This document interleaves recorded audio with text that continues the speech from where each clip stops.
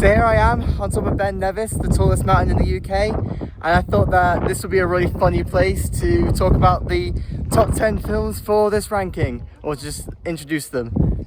Yeah. Oh god, I need to just hurry up and start the video so I can go back down and grab a pint. You do the hokey pokey and you turn yourself around. You turn yourself around. That's what it's all about. Throughout this ranking, I have made reference to a certain stop motion movie which I personally think deserved a nomination, because it is one of my favourite animated movies out there. So much so that if it were included on this list, it would be ranked at 4th place. It is seriously that good. And the film in question is Mary and Max, which moved me deeply on an emotional level thanks to its themes of neurodivergence and friendship. It is truly a beautiful film with fantastic animation and a great sense of humour in spite of all the darkness present within the story, and I really wish that this film got some love from the Oscars. However, don't feel too bad that this film was snubbed, as thankfully, its director, Adam Elliott, has still been recognised at the Academy Awards for some of his other works. His 2003 short film, Harvey Crumpet, actually won him an Oscar for Best Animated Short Film after all, and that is obviously a big achievement which deserves recognition and acclaim. But alongside that, the other feature film that he made was thankfully able to receive a Best Animated Feature nomination at the most recent Academy Awards, and this film in question was Memoir of a Snail, which has also gone on to become one of my favourite animated movies, just like Mary and Max. Now, I admittedly don't love Memoir of a Snail quite as much as Mary and Max, as I personally connected with Mary and Max a lot more. However, that doesn't stop Memoir of a Snail from being a masterpiece in every way, which just proves that Adam Elliott is without a doubt one of my favourite directors currently working within this medium. This man is 2 for 2 when it comes to making phenomenal, gut-wrenching, yet still surprisingly uplifting stop-motion movies, and I cannot wait to see what he comes out with next. Anyway, now that I've given the necessary praise to Adam Elliott, let's now properly discuss his Oscar-nominated film that's relevant to this list. So, Memoir of a Snail is a film all about the tragic life of Grace Puddle, and I must place special emphasis on the word tragic. Grace is a character who has very rarely had things easy in life. She's dealt with so much trauma and despair in her time, and the film highlights all of it within the structure of the titular memoir.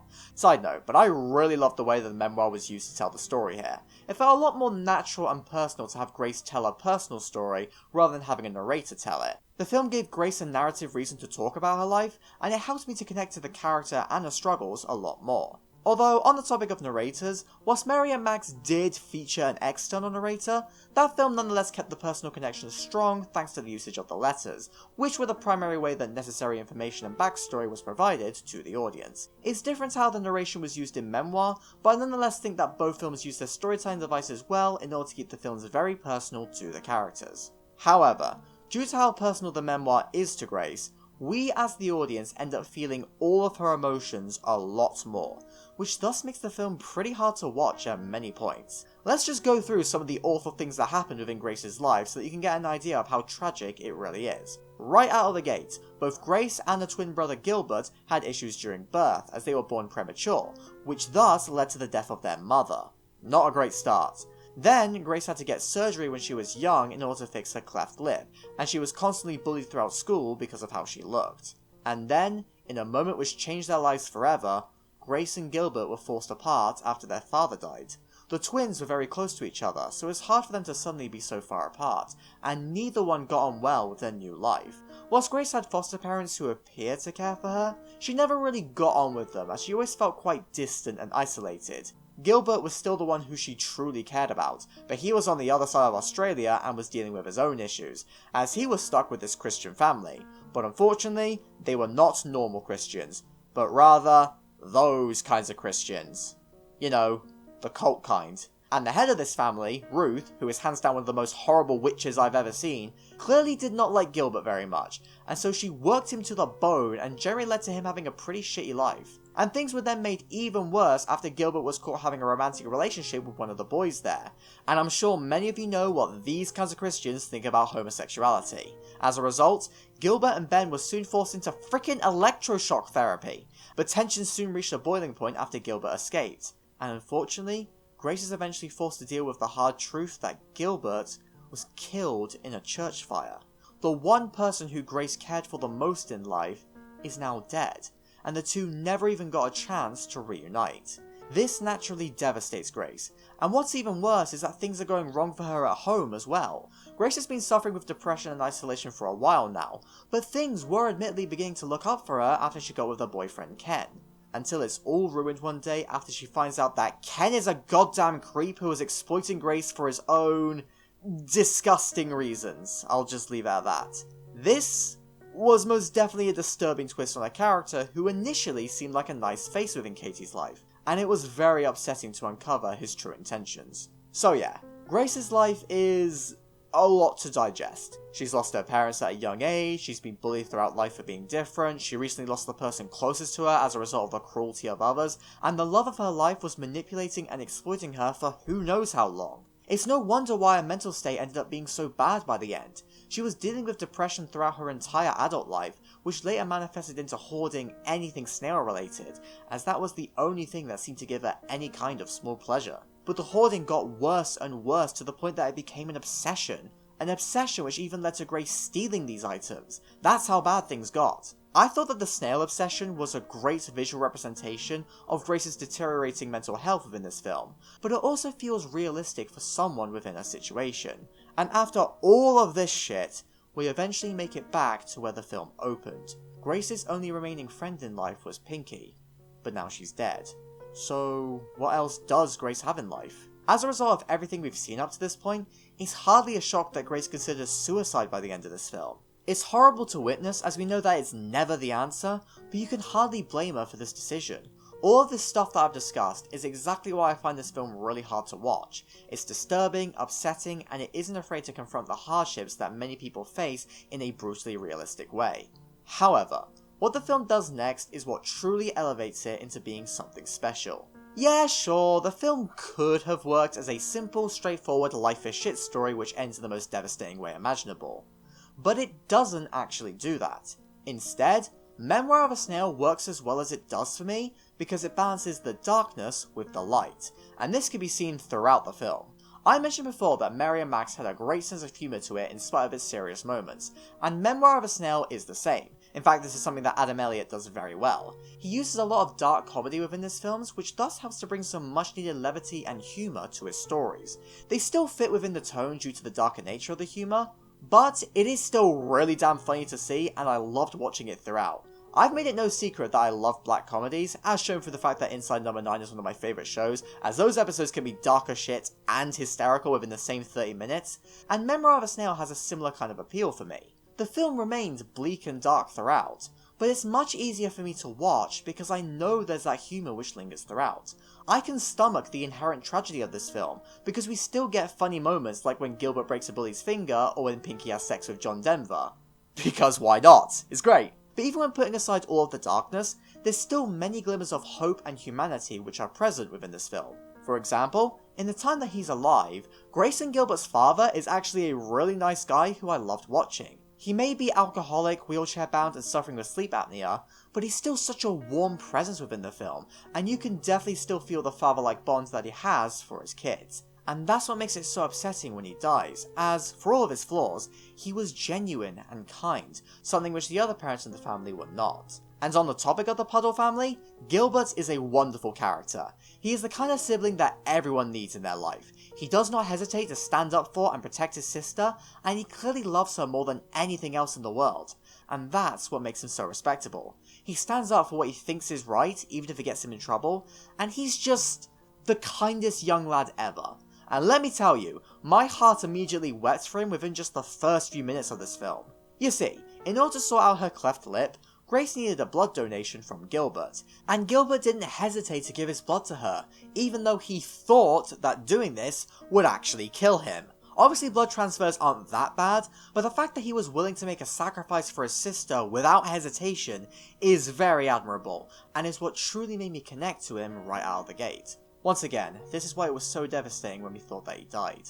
And the final wonderful character who I want to talk about is Pinky, the old lady who Grace befriends in her adult life. In simple terms, Pinky is the GOAT. She's lived the most insane life ever, and my goodness, she truly represents what it means to live. Even though she's slowly losing her memory in her old age, she still feels so full of life, and that really helps to inspire Grace during a depressive slump. Pinky was the person who helped Grace get over the incident with Creepy Ken, and she's remained as one of the longest constants within Grace's life. The two characters mean so much to each other, and are just a great duo. And Pinky's also just really funny on her own merits. I adored every moment where she just screamed, "Dickheads!" What a queen. But, as you can probably expect from this film, the good doesn't last forever, and Pinky eventually dies of her old age, as seen in the opening. And this is what ultimately tips Grace over the edge and makes her consider ending it all. However, in spite of the sadness that the audience may have felt from Pinky's death, she nonetheless did one more legendary thing. She saved Grace. Grace was so close to death, but then she remembered Pinky's final words. The potatoes! This comment was specifically referring to a box in the potato patch which Pinky had left for Grace. And in this box were some savings to keep Grace financially stable as she sorts herself out, and, more importantly, a letter. A letter of life advice written by Pinky. And this letter encapsulates everything that makes this movie as good as it is. Up until this point, this film has been bleak as hell with everything nice in Gracie's life being slowly ripped away. But this letter brings some much needed hope to this film. It's the words of encouragement that Grace desperately needed at this time in her life, and it encapsulates many of the key themes of this film. You see, this film isn't trying to tell its audience to always look on the bright side of life, even though that is a good message. Instead, the film acknowledges the fact that life can be shit, and some people definitely do suffer more than others. However, it equally shows that you can get through it. Grace has gone through so much shit, yet despite that, Pinky encourages her to keep going. She still has so much to live for, and Pinky wants Grace to know that. She tells her directly to get rid of those damn snails which are clouding her better judgment, and that alone does wonders for her mental health, as she's no longer becoming so obsessive and chasing those small, insignificant satisfactions. Instead, she's looking at the bigger picture, and can therefore view life in a more clear and ultimately positive way. Pinky's words meant everything to Grace. In fact, it saved her life. And in spite of all the shit that she went through, things actually start to get better for Grace after this point, and that was largely helped by the kindness of one person. In fact, that's something that this film draws specific attention to. It's often said that in this current day and age, kindness has become harder. It's so much easier to be selfish, rude, or greedy in our current climate. And that sucks. But this film shows that, in spite of challenges that can arise from being kind, it still makes the world of difference for so many and is a net positive. Gilbert's kindness for people like Grace and Ben often saw him getting hurt, but his efforts meant so much to those he helped, and that's why we love him so much. Pinky's kindness saved Grace's life, and that's an impact which cannot be undermined. And alongside these obvious examples, I also love the little side story where Grace showed kindness towards a homeless man. She didn't know him, but she nonetheless cared enough to help him. And would you look at that? This small, random act of kindness meant so much to the man that he was actually able to turn his life around and become a magistrate. The magistrate who ultimately dropped Grace's shoplifting charges. So, in a roundabout way, Grace's kindness not only changed the man's life, but it wrapped around to eventually help her later on. She didn't know that this would happen, but it was a great example of good karma, which was just lovely to see. Be kind to others, please. This world needs more kindness, and I think this film perfectly highlights why. So yeah, I adored the way that this film wrapped up. After spending so much of the runtime presenting depression in a brutally realistic way, it was lovely to see the film end in such an uplifting and hopeful way, and I imagine that the message of this film helped out so many. Hell, I don't personally suffer with depression, but the themes of this film still hit me hard, and I've gone on to take its wise words to heart. Especially the main quote of this film. Life only makes sense backwards, but we have to live it forwards. That's a beautiful message, and that's honestly how I like to look at life. And all of these positive feelings is without mentioning the fact that the ending not only showed Grace achieving her dream of becoming a stop-motion animator, but it also revealed that Gilbert is still alive. Yep, he was able to escape the church fire and then travelled across the outback in order to reunite with Grace. Now, some may see his fake-out death as a bit of a cop-out, but I personally disagree. I think that it worked wonderfully well, because this film is not a tragedy at the end of the day. It's instead a hopeful, inspirational tale all about moving past trauma and depression. It shows that life can get better for you over time, and I think that's represented wonderfully well through the fact that Grace making the decision to live, even after Pinky's death, was what ultimately led to her reuniting with her brother after all of these years. Life finally gave her a break, and that was just wonderful to see. I didn't feel cheated by this reveal. Instead, I thought that it worked wonderfully well and was emotionally satisfying for the narrative that was presented here. So yeah, I adored everything about the ending of this movie. The whole film is a masterful work of art, but it's the ending that truly encapsulated what this film was aiming for, and it helps to make everything beforehand even stronger in retrospect. So overall, Memoir of a Snail is just wonderful. It's a film which can simultaneously make me laugh one minute and cry the next, and it's got themes and ideas which are so important for anyone to hear. And I can just tell that this film has helped and will go on to help so many. It's dark, disturbing, and upsetting, but it's also hopeful and inspiring, and that's the main takeaway here. This film shows that for as bad as life gets, things can and will get better, and kindness goes a long way in achieving that. And it's for all of these reasons that I adored every minute of this movie. And yes, that includes the credits because the Made by Humans message made me smile. I cannot recommend this film enough, especially if you loved Mary and Max and somehow haven't seen this film yet. Buttons! Buttons? Yeah, I'm pretty much scared of everything. Look, I may not be a teenage goth girl, but I am still a massive Coraline obsessive in spite of that fact, because I just fucking love Coraline. It's just my kind of movie, you know? And I have absolutely no qualms of ranking it this highly on this list, even above many other beloved films like The Incredibles, WALL-E, and the frickin' Tale of the Princess Kaguya.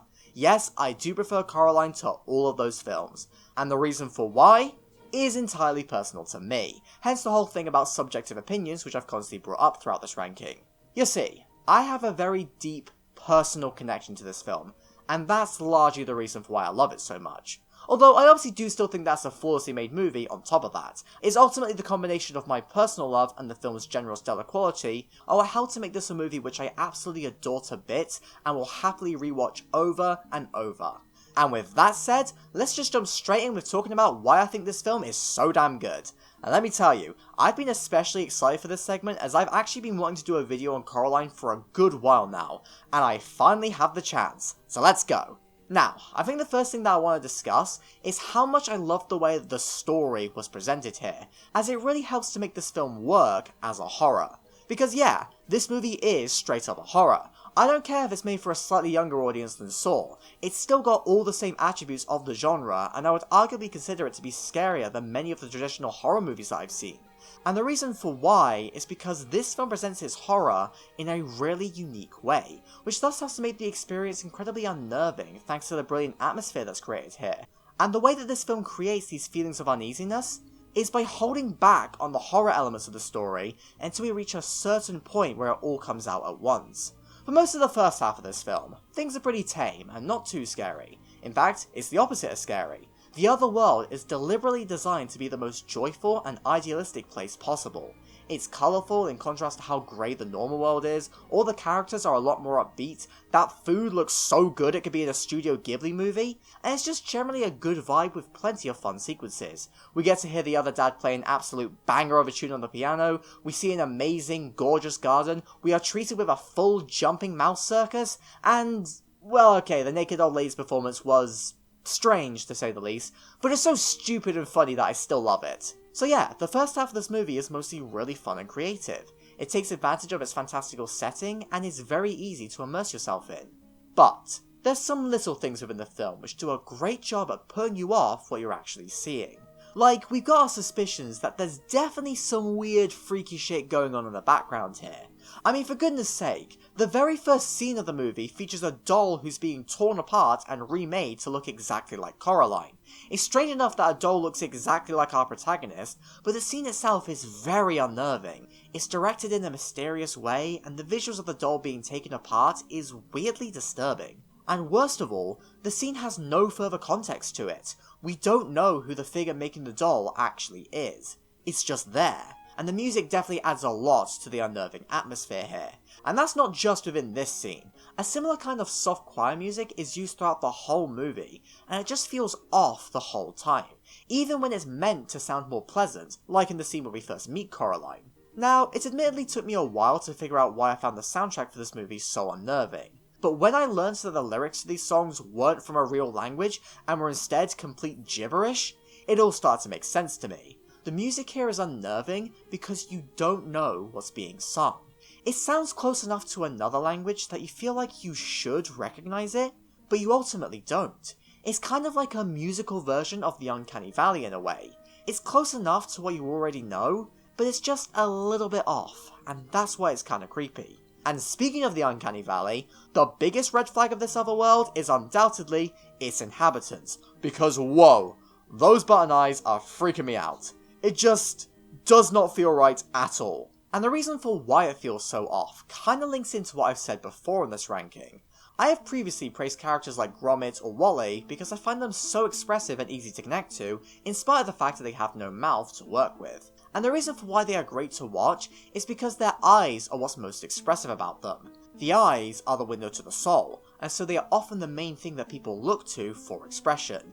That's why special attention is given to the eyes whenever a character is being conceived. It's an easy, effective way to get you to connect with them. However, if you take those eyes away and replace them with cold black buttons, everything begins to feel off about that character. Yes, the other mother is undoubtedly still very expressive, but without the most clear sign of expression within her eyes, we still feel a level of disconnect over how she's truly feeling, and that therefore makes it harder to connect to and trust her. She's got something worse than shifty eyes. She's got no eyes at all, and that's without mentioning the whole body horror aspect of these characters, as the idea of buttons being sewn into your eyes is just horrible in every way. So yeah, many parts of this movie are telling you to be afraid. Be very afraid. The other mother looks weird, the music is creepy, and various characters are warning Coraline and the audience to not trust what they're being shown. But damn it, everything in the other world looks so damn good that you can't help but still bask in its wonder. Everything about it is just amazing. It's fun, it's creative, and it looks gorgeous. Speaking of which, I have to say that this is one of my favourite looking movies of all time. The stop motion animation here is just impeccable. Kubo and the Two Strings may be the more technically impressive stop motion movie I've seen, but I nonetheless still adore the visuals of Coraline, as it adds so much to the wondrous atmosphere that's presented here. And all of this praise for how wonderful the world of this movie is just shows why the story is as unnerving as it is for me. I have seen this movie so many times, so I know full well that this other world is a trap. I know what the Beldam's goals are. I am aware that I shouldn't be as in awe of the other world as Coraline is. But I genuinely can't help myself. Every time I rewatch this movie, I fall in love with the other world all over again in spite of my better judgment, because some of these moments make me smile so damn much. And that shows to me just how hypnotic parts of this film are.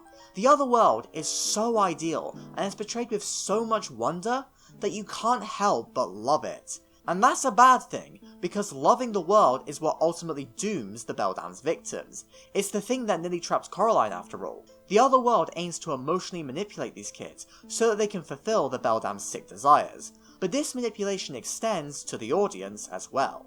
This means that we end up falling for the same trap as Coraline, and that adds so much to the horror of the film, as it kinda shows us that we wouldn't actually be much better off in the story in comparison to Coraline.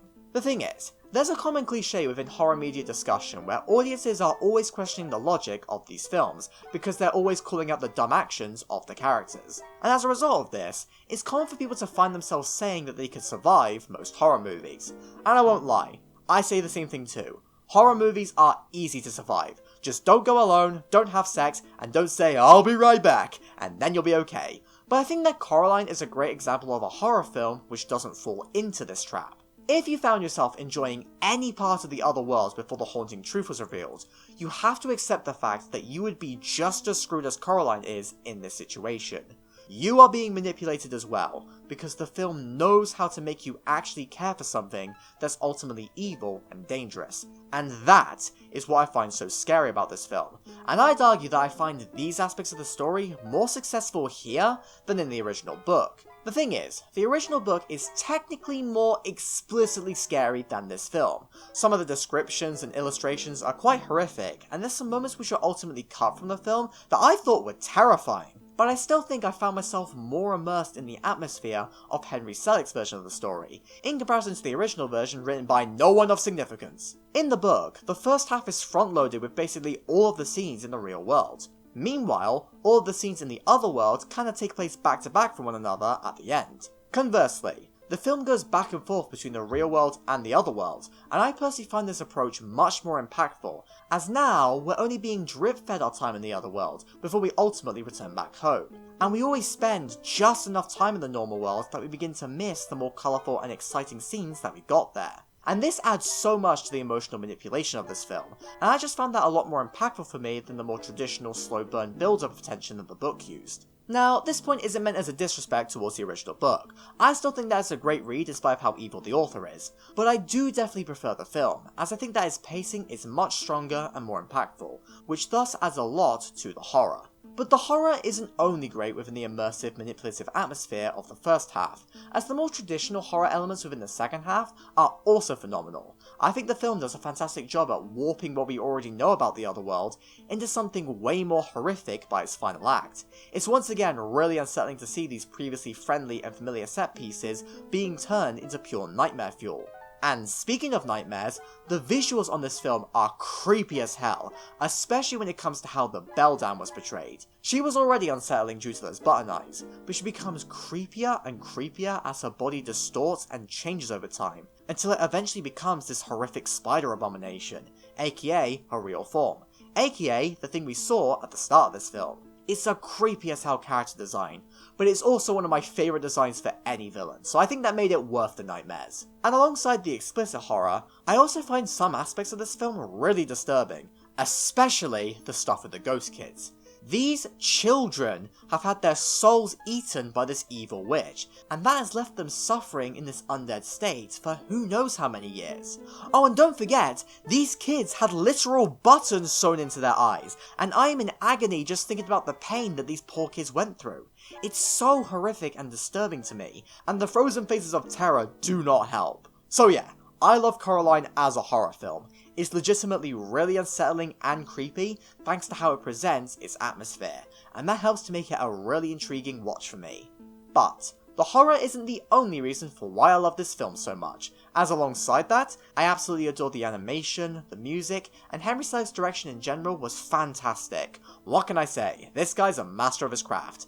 And he's the real director of The Nightmare Before Christmas, damn it. However, alongside all of that, I just always find this film really damn engaging. I mentioned before that I think the combination of the real world and otherworld scenes leads to the film having a good pace in its first half, but its second half is also immensely engaging, largely thanks to Coraline's quest for the ghost children's eyes. This whole treasure hunt sequence for the other world always leaves me on the edge of my seat, and that's largely because there's no real rest from it. As soon as Coraline is done in one area, she moves straight on to the next, because she has no time to dilly-dally. She's got to keep moving, even though she's had like 3 near-death experiences in a row at this point. She can't afford to waste time, which thus means that the audience can't take a moment to relax, and that's what makes the sequence so gripping for me. And this sequence eventually leads on to Coraline's escape, which is bloody terrifying in every way. Even the very end of the film doesn't let you rest up, as the Beldam was smart enough to have a backup plan, which Coraline now needs to sort out. It's only after the key is thrown away and the cloud hearts part that you truly start to feel safe again. The tension within this whole film is just so masterfully well done, I love it. But I don't think I would care so much about this tension if I didn't also care about the main character. Luckily, I think that Coraline herself is a brilliant protagonist, and one who I really connected to in a lot of ways. First of all, it's nice to see some representation being given to us only children, because yeah, if you didn't know, I'm an only child. Which probably doesn't surprise some of you. You're the classic example of an only child! But anyway, because of that fact, I personally found myself really connecting a lot to how Coraline reacts to the world around her. She's moved to a new area which is pretty isolated and without much to do, the locals are weird, and generally speaking, she just doesn't really have anything to do or anyone to hang out with. She's curious and wants to explore more out there, but things quickly become boring because she's on her own. Most kids would be able to make do in this kind of situation, as they usually have a sibling who they can hang out with instead. But Coraline doesn't have that. All she has are her parents, who are both very busy at this moment with the garden catalogue, so she therefore feels even more alone. And honestly, I completely understand her feelings. Throughout childhood, I often found myself getting bored easily, as there was no one else my age who I could hang out with in my little village. All I had was my parents, who obviously had their own adult responsibilities which they would need to deal with, so they couldn't always give their attention to me. And so, I really connected to Coraline's struggle within this film, and that allowed me to understand why she became so tempted by the other world. I don't personally see her as being selfish or anything, but rather, she's just naive to the real world struggles of her parents, but I can nonetheless understand why she feels frustrated. Oh, and speaking of the parents, can I just say that I hate it when people call them neglectful? Because they're really not. They are just busy with a lot of stuff at this moment, like a lengthy catalogue which is leaving the dad looking exactly like me writing this segment. And let's not forget that the mum was also involved in a car accident, which would naturally lead to additional stress. I personally don't blame either of them for not paying much attention to Coraline at this time. Yeah, maybe they're a tad dismissive and passive aggressive, but I think that was only due to the stress of the situation, as they definitely do seem to lighten up more by the end of this film. But going back to Coraline, another reason for why I liked her so much as the protagonist is because of her arc. Whilst I did understand why she acted the way she did at the start of this film, I won't deny the fact that she is still a bit of a naive, rude character. I mean, I know Wybie's a bit of a weirdo, but calling him "Why were you born" is very cruel. But, over the course of this film, she lightens up and starts to care more for the world around her. Her naivety towards her parents' struggles really emphasises how childlike she is, as she's ignorant to the struggles of adulthood. However, over the course of this film, she learns to grow and mature. She starts to become more aware of the struggles of others, she realises how much she truly does care for her parents, and she's willing to make selfless sacrifices in order to help those she barely knows. Within the context of this film, Coraline did not need to save the ghost children. She went back through the door for her parents primarily. Yet she made the effort to get their eyes anyway, because it was a kind thing to do. And what do you know? That kindness ended up saving her in the end. And after all of this experience, Coraline starts to mellow a bit, and actually begins to get on with Wybie by the end. And speaking of which, Wybie's just a really fun character.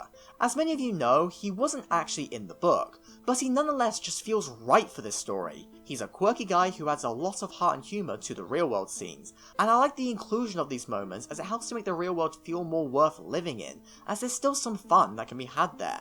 And speaking of the fun faces, I love the neighbour characters as well. The lesbian actresses are so mad and funny, and the amazing Bobinsky is a goddamn Ukrainian hero because he actually helped to clean up Chernobyl, as evident from his cleanup badge. Also, he's really funny as well. But anyway, the last character who I want to talk about here is the cat.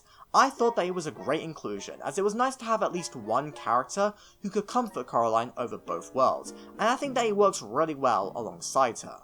But, let's be honest with ourselves, the main reason for why we all love the cat is because Keith David has like the sexiest voice ever. I am not personally into ASMR, but I would be if it was Keith David doing it. And with that joke made, I think I've covered basically all of the main points that I had for this movie. Overall, I think that Coraline is an amazing horror film which has one of the best and most unique atmospheres that I've ever seen. It's an amazing watch with stunning visuals and brilliant characters who I can really connect to. But, with all of that said, there's still one big question that I have left to answer. Why is this film ranked so highly? Like, obviously I made it clear that I love this film, but what's the personal story here? Well, for starters, I already mentioned how I personally connected to Coraline as a character, due to my only child status. But there's some other reasons why this film has had such a big impact on me.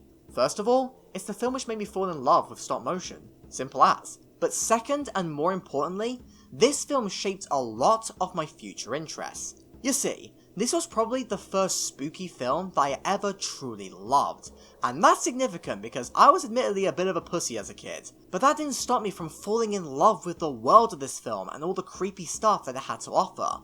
But it wasn't scary in a cheap way, it was scary in a fascinating way which inspired creativity. The aim with this film wasn't to scare people as much as possible, but instead to create a unique atmosphere which told a great story which could unnerve people. This type of storyline really inspired a lot of what I would go on to create, so much so that I even honoured this film back in 2022 with a full loving homage which I made with my plushies. It was a 20-minute video called Adore of mine, and it basically follows the plot of this movie, but with Bowser Jr. playing the role of Coraline instead. It was a really fun video to make, and I still think back on it rather fondly. It ain't perfect, none of my videos back then were, but making it kind of retroactively made me like this movie even more. And alongside that, I think that Coraline may have also gotten me into the strange, dark and mysterious. And that initial love most certainly helped to create my adoration for other things which I would go on to love years later, like Inside Number 9 or Twin Peaks. I can pinpoint this interest in unique dark stories all the way back to my long-standing love for Coraline. And I think that's ultimately why I still hold this film so close to my heart. It's inspired me, and it has shaped my tastes and interests, so I kind of owe it a lot in a way. But even outside of that, I just love this film to bits, and it's one which I always love revisiting. I feel like I get something new out of it every time, and I always love looking into the deeper readings and theories for this film, as it helps to keep my interest fresh even after all this time. It's why I love the ambiguous aspects of the ending so much, as it's perfect for theories. Like, is the Beldam actually dead? I don't know, that garden looks suspiciously like her face, and the portals that the cat uses are still around, so... What a great shot to end this film on, by the way. So yeah, you get the point. Coraline was most definitely my favourite movie at some point in my life, and even today, it still ranks up there as being one of my faves. I'm honestly really happy that it got into the top 10 for this list, as it more than deserves it in my mind. Hi Stephen, this is Clem Fandango, can you hear me? Yes, I can hear you, Clem Fandango. Some people adore The Wild Robot. Other people are just kinda whatever about it. As you can probably guess based upon its placement in this ranking, I am definitely one of those people who adores this movie. And honestly, that does surprise me somewhat. On the surface, this movie really doesn't seem all that special. It's a DreamWorks movie made for a family-friendly audience with talking animals voiced by celebrities, which contains themes and ideas that you've most likely seen in many other stories. It's a film about family and kindness with a little bit of environmentalism as well. When looking at it directly, it really doesn't seem to be much different from other DreamWorks movies, or even from some of the Pixar movies which I've discussed already. It appears as if the only thing that this film does differently is its visual aesthetic, as it features this gorgeous painterly art style, which DreamWorks has been experimenting with recently, and it makes this movie a real treat for the eyes. But nice visuals can only get you so far. I know of many people who weren't really blown away by this movie because they saw it as kind of a generic animated family film, and they definitely didn't see it as impressive as Flow, which did something much more unique with its animal story.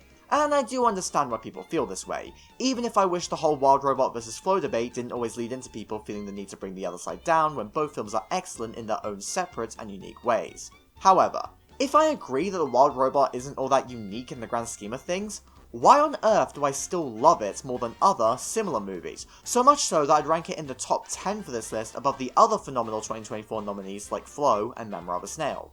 Well, the truth is, there's just something inside me which makes me adore this movie with all my heart. Whilst the themes and emotions of this film have been done before, that doesn't stop me from loving it here once again, because I just felt like everything within this movie was executed really, really well, to the point that I ended up feeling more immersed within this film than I've done for so many other similar films. And maybe the visual aesthetic does play a part into why I got so immersed here, as it really is hard for me to take my eyes off the screen when the animation is this spectacular. But I do still think that there's definitely other reasons for my feelings. Now, I will fully admit that it is hard for me to truly articulate how I feel about this film, when, as I said, most of the love that I have from it comes from the inside. But I am still going to try my best to express my thoughts here. So, I think that more than anything, the main reason for why I love this film so much is because of its vibe. Now, I know vibes aren't really something that critics tend to talk about much, as it's not as clear to understand as plot or characters or anything like that, but I can't help but discuss it here. Something about the vibe of this movie just works for me in a way which I can't fully comprehend. Like, when I watch this movie, I just feel good because I'm watching it. And one reason for why I feel this way is because the film is full of so many nice environments which really help to immerse me within the nature of the film. Now personally, I really love nature, and I love it when films embrace nature to the point that it sort of becomes its own character in a way. A lot of European cinema like Jean de Florette from France or Il Pacino from Italy does this really well, and Miyazaki is obviously very famous for doing something similar himself. I mean, just look at Princess Mononoke for an example. And a large reason for why I love these films is because the atmosphere that they create with their environments make for an appealing vibe for me. And even though The Wild Robot is stylistically very different from those other examples for the most part, I still argue that the way it creates an atmosphere around nature works in the same way, and that helps to contribute to the film's great vibe, which thus allows me to love it a lot. But the atmosphere created by the nature is only one reason for why I love watching this film, as alongside that, the characters help to make the experience massively enjoyable for me. The ensemble shown within this film are just so lovable and fun to the point that I really struggle to pick a favourite character, because I love them all so much. Pigtail is a really lovely presence within the story, and I think her advice about mothering was very worthwhile, and it definitely helped to fuel Roz's actions later on. Longneck is awesome as the kind of mentor we all love. Thorn is great because he's basically a massive softie underneath that vicious exterior, and I love Paddler for one main reason. He's voiced by Matt Berry. As a result, this already comedic character is made at least 50 times funnier in my mind, because something about Matt Berry just makes everything funnier. The way he talks is just amazing. He has never once said a sentence in a normal way, and that's why I love him, and it made all of his lines unintentionally amazing here. Plus, I also ended up getting my own personal enjoyment out of Matt Berry's presence within this film, because I couldn't help myself from imagining Berry recording his lines for this character. And the reason for why this is significant is because Matt Berry voice roles always lead to me thinking about this wonderful scene. Hi, Stephen. This is Clem Fandango. Can you hear me? Yes, I can hear you, Clem Fandango. Look, I know I'm going completely off topic here, but the voice recording scenes with Clem Fandango from Toast of London is probably one of my top 10 favourite running jokes from any comedy show. I love it so damn much. Anytime someone asks me if I can hear them, no matter the context, I will always reference Clem Fandango. Hi, Stephen. This is Clem Fandango. Can you hear me? Yes, I can hear you, Clem Fandango, even though I'm buried alive in a fucking coffin. Anyway, back on track. The point that I'm trying to guess at here is that I think that Paddler is a really funny character, just like the rest of the side cast. But the main characters are what truly elevate this film for me. First of all, I love Fink so much. He's the kind of character who I just can't get enough of. He's such a little scamp with a sly and snarky attitude who consistently makes me laugh throughout. But he does have a genuine heart to him, and it was great to see him grow over the course of the film. He starts out very selfish and only thinks of himself, but the more that he sticks around with Roz, the kinder he becomes. He goes from wanting to eat Bright Bill to eventually acting like a genuine father figure in a way.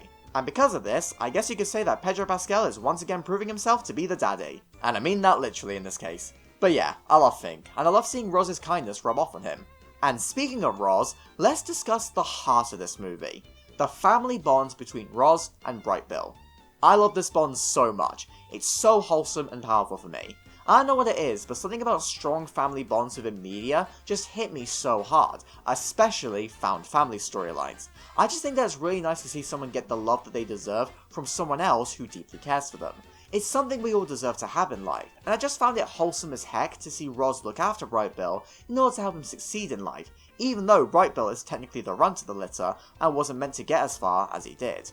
Roz never gave up on him and always pushed him to success, which thus benefited his life in ways that Bright Bill could never comprehend.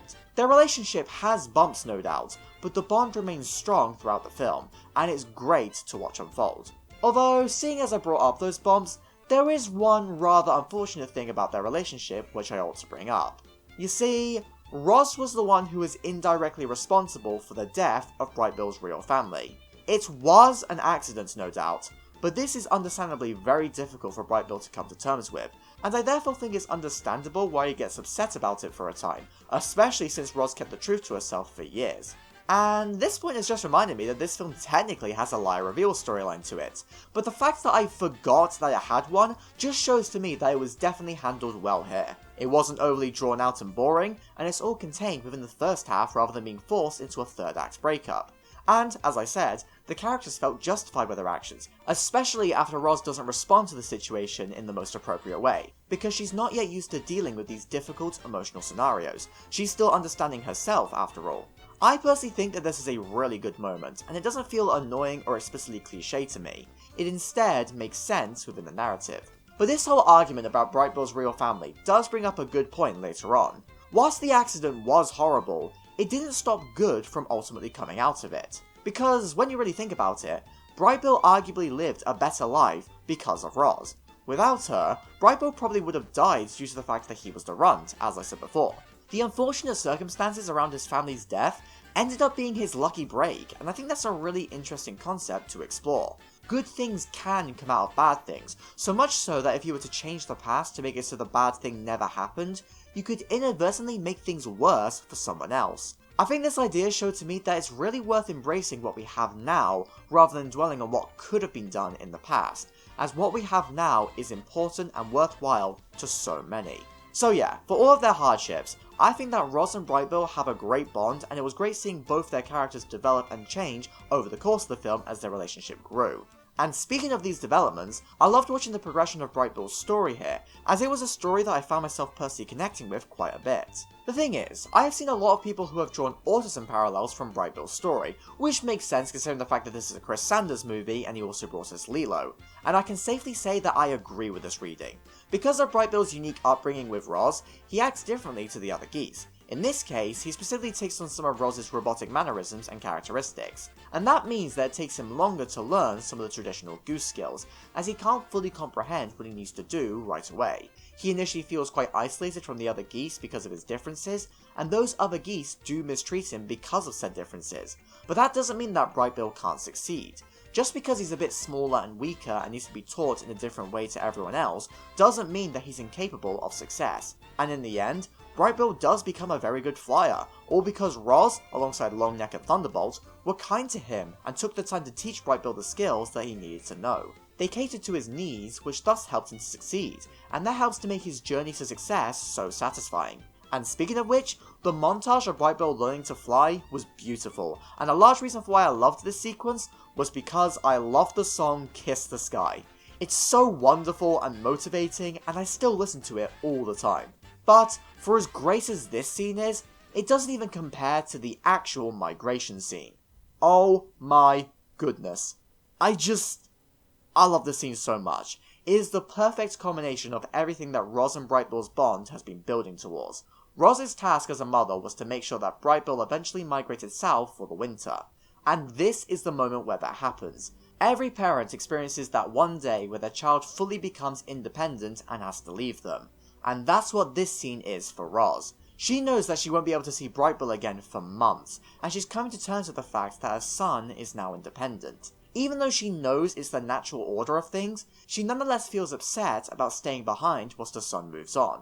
It really shows to us how strong her parental instincts have now become, and this contrasts well with the start of the film where Roz didn't actually care much for Brightbill, and was only looking after him because she thought that was her task, which she obeyed like a robot. But now, she feels less like a robot and more like a real parent, and that's what's great to see. Roz has truly grown by this moment, and Brightbill stands victorious after all of his hardships, and all of that was amazing to see here. And Fink also makes him stand out in this moment, after he delivers one brilliant message which I have since taken to heart. Fly like you, not like them.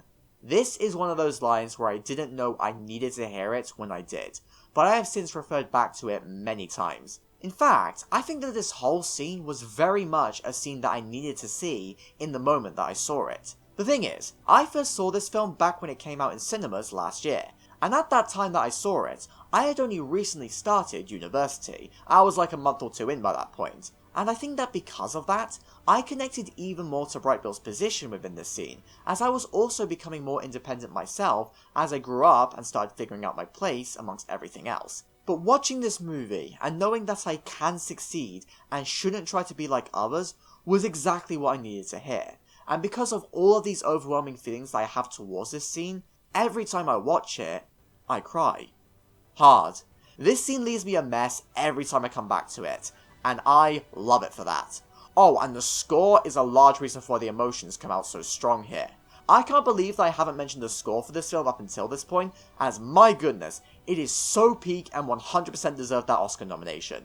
I can confidently say that the score for The Wild Robot will go on to be remembered as the 2020's equivalent of the How to Train Your Dragon score. It is seriously that good.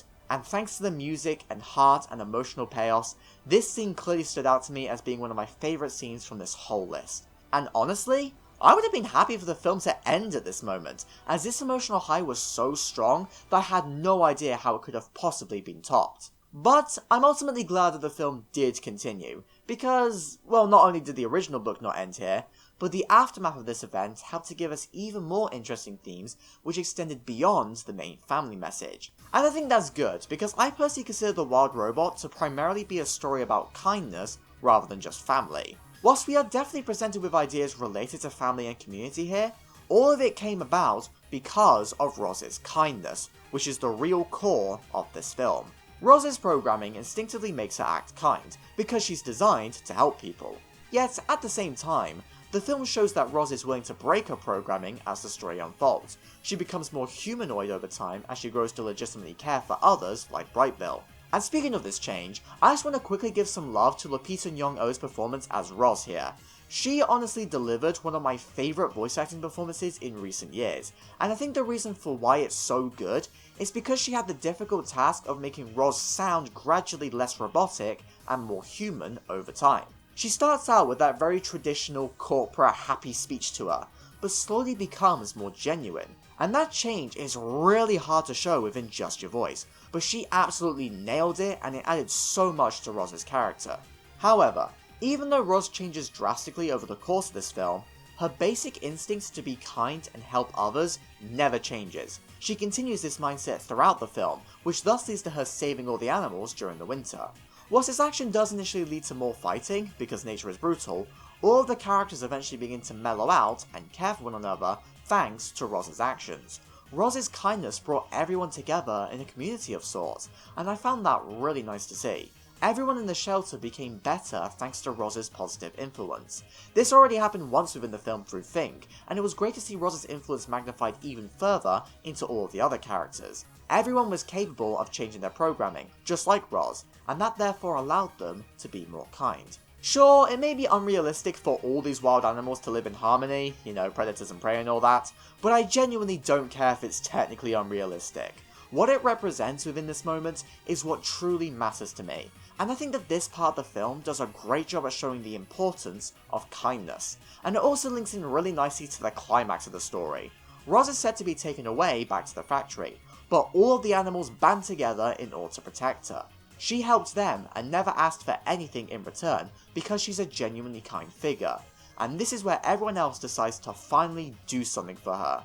And what we get is an It's a Wonderful Life-esque moment of an entire community coming together to help the one who they care about. And I think that this is ultimately what I love the most about this film. It's just got a really wholesome message all about kindness that I loved seeing, and I loved watching these characters grow to care for one another as they built a little community. This was arguably the core of the original book, and it was translated really well here. Some of the characters of the original book have admittedly been changed slightly. For example, Fink was a very minor character in the book who has since been expanded upon, and some of the other characters have now been combined into one figure. However, these character changes don't stop the basic messages and ideas of the book from remaining intact here. Both the book and the film are really pleasant stories to vibe with, as they understand the appeal of watching a little community flourish over time. And it's satisfying to see said community band together at the end in order to show support. I think that, more than anything else, is the connections between the characters which are what make me love this film so much.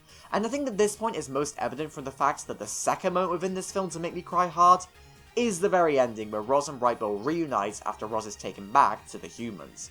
Just the simple line of, "You can call me Roz," followed by the hug as the music swells and the credits begin to roll, all work together to make me start sobbing once again. Oh, and the credits song, Even When I'm Not, is somehow even better than Kiss the Sky. Again, I listen to it all the time. It is the perfect song for this film. Why the hell were these two songs snubbed in favour of Diane Warren and two crappy Amelia Perez songs no one likes? Oh well. Either way, it's pretty clear that I personally had a very strong emotional reaction to this film, and that's ultimately why I adore it so much. And I think the reason for why this film hit different for me in comparison to other similar films was because I just gravitated towards these characters and this environment a lot more than those other examples. I think that my love for this film is as simple as that. It just happened to be the one that appealed to me the most. I'm not going to pretend like everyone else will love this film, but I think I've made it pretty clear why I love it so much. So overall, I adore The Wild Robot. It's my personal favourite nominee from a year filled with masterpiece nominees, but the fact that I preferred it to Flow and Memorable Snail shouldn't undercut how masterful those films also are. I just personally found myself getting more immersed and invested within this film. It's simple, yet so endearing and heartfelt and lovable, and I cried at exactly the same moments on both of my viewings for this film, and I think that says a lot. This movie was just exactly what I needed at the time I saw it. In fact, my first watch of this movie was probably one of my top 3 favourite cinema trips ever. I can't even express how joyous this film made me feel at that time. I ultimately think that my simple feelings towards this movie can be boiled down to the fact that it's become a real comfort film of mine. I watch it and I feel good, and you cannot take that away from me. That is why I love it so much. Even if I am still more happy that Flo won the Oscar, because I will always champion the wins of independent studios. Man-Spider! Spider-Man! Spider-Man Into the Spider-Verse. Come on, what can I even say about it?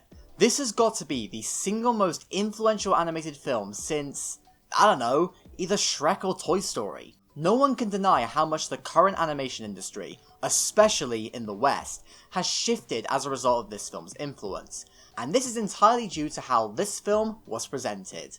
Now, Into the Spider-Verse was not the first film to present a CG animation in a unique way. There's plenty of earlier examples of CG films which employed 2D animated techniques in order to create a more stylized visual aesthetic. However, whilst this film didn't invent the 2.5D style of animation, it nonetheless refined it so well that it has now become the poster boy for this style.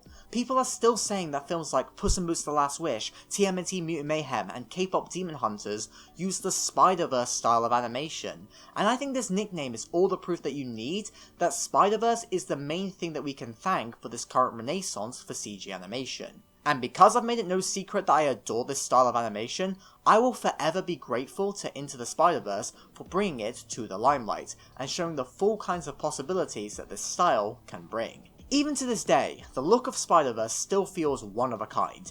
It doesn't just combine the best aspects of 2D and 3D animation, and instead, it uses its various animation techniques in such a way which makes the whole world feel like a comic book. And that adds so much to the personality and identity of this film, and it also leads to so many creative visuals. So what I'm trying to say is that the style of animation is so much more than just a gimmick here.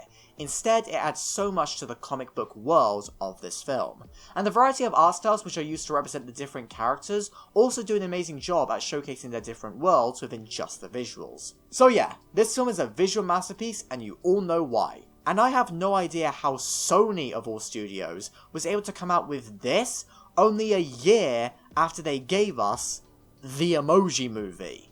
What can I say, Sony has had one of the greatest redemption arcs of all time. However, in spite of this praise, I really want to emphasize the fact that, just like with Across the Spider-Verse, the main reason for why I love this film so much is for reasons that extend beyond its aesthetic qualities.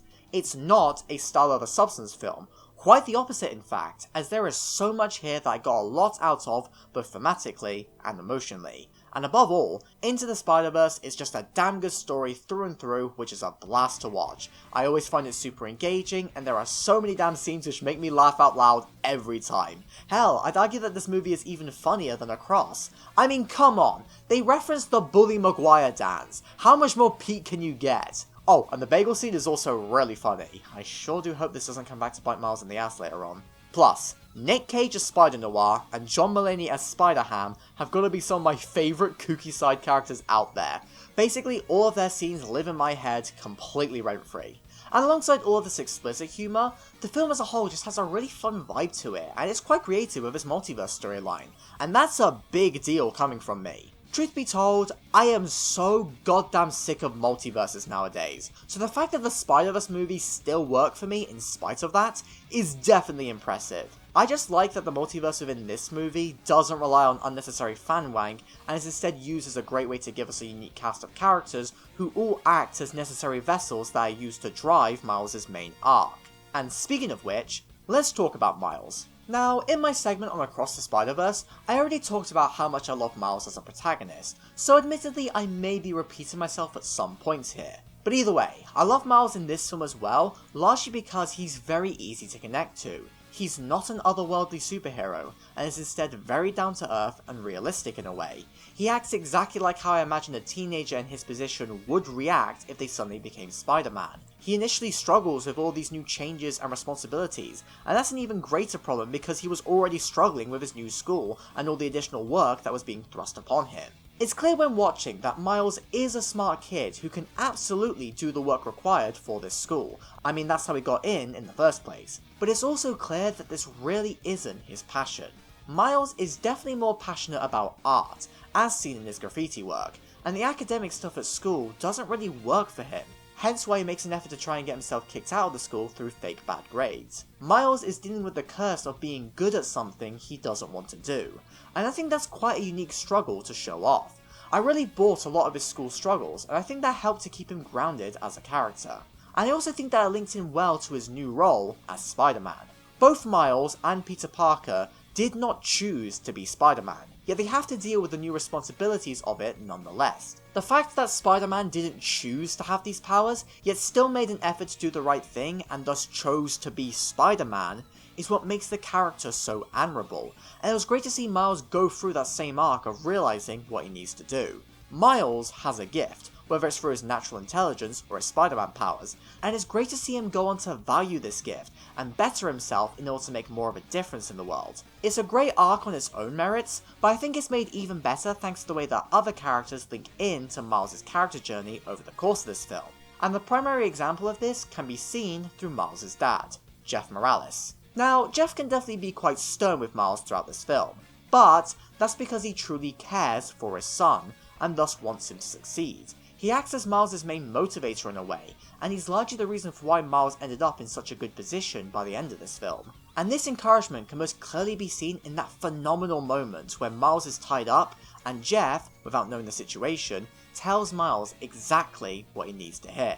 Jeff was the one who made Miles aware of the gift that he has, and he tells him that he's amazing because of it. He's providing a comfort to his son, whilst also motivating him to truly embrace himself. And this is just such a heartwarming, reaffirming scene. And it's moments like this which is the ultimate reason for why I prefer Into to Across. Now, I'm not going to act like Across the Spider-Verse is devoid of emotional moments, as it absolutely isn't. I still adore the film after all. But I definitely think that this film hits a little bit harder for me, and I personally got a bit more out of it. Either way, alongside Jeff, I feel like the other Spider people, especially Peter B. Parker, do an amazing job at helping Miles embrace his new role as Spider-Man. In spite of how reluctant Peter B was to initially help Miles, he eventually acts as a great teacher. Once again, Miles needed that kind of motivation in his life, and it's great to see someone provide him with that initial push.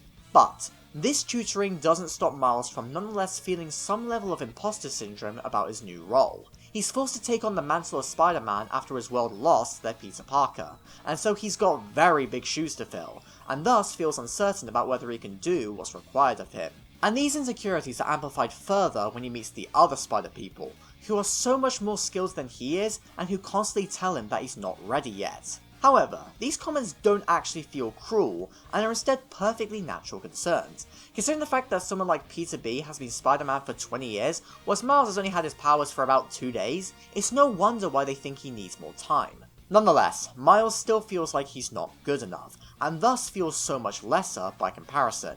And I don't know about any of you, but I personally really connect to this feeling. One of the main reasons why I find learning a new skill so hard is because I can't help but compare myself to those who are much more experienced than myself. I shouldn't be so hard on myself, as I am literally just starting out, but that doesn't stop these feelings nonetheless.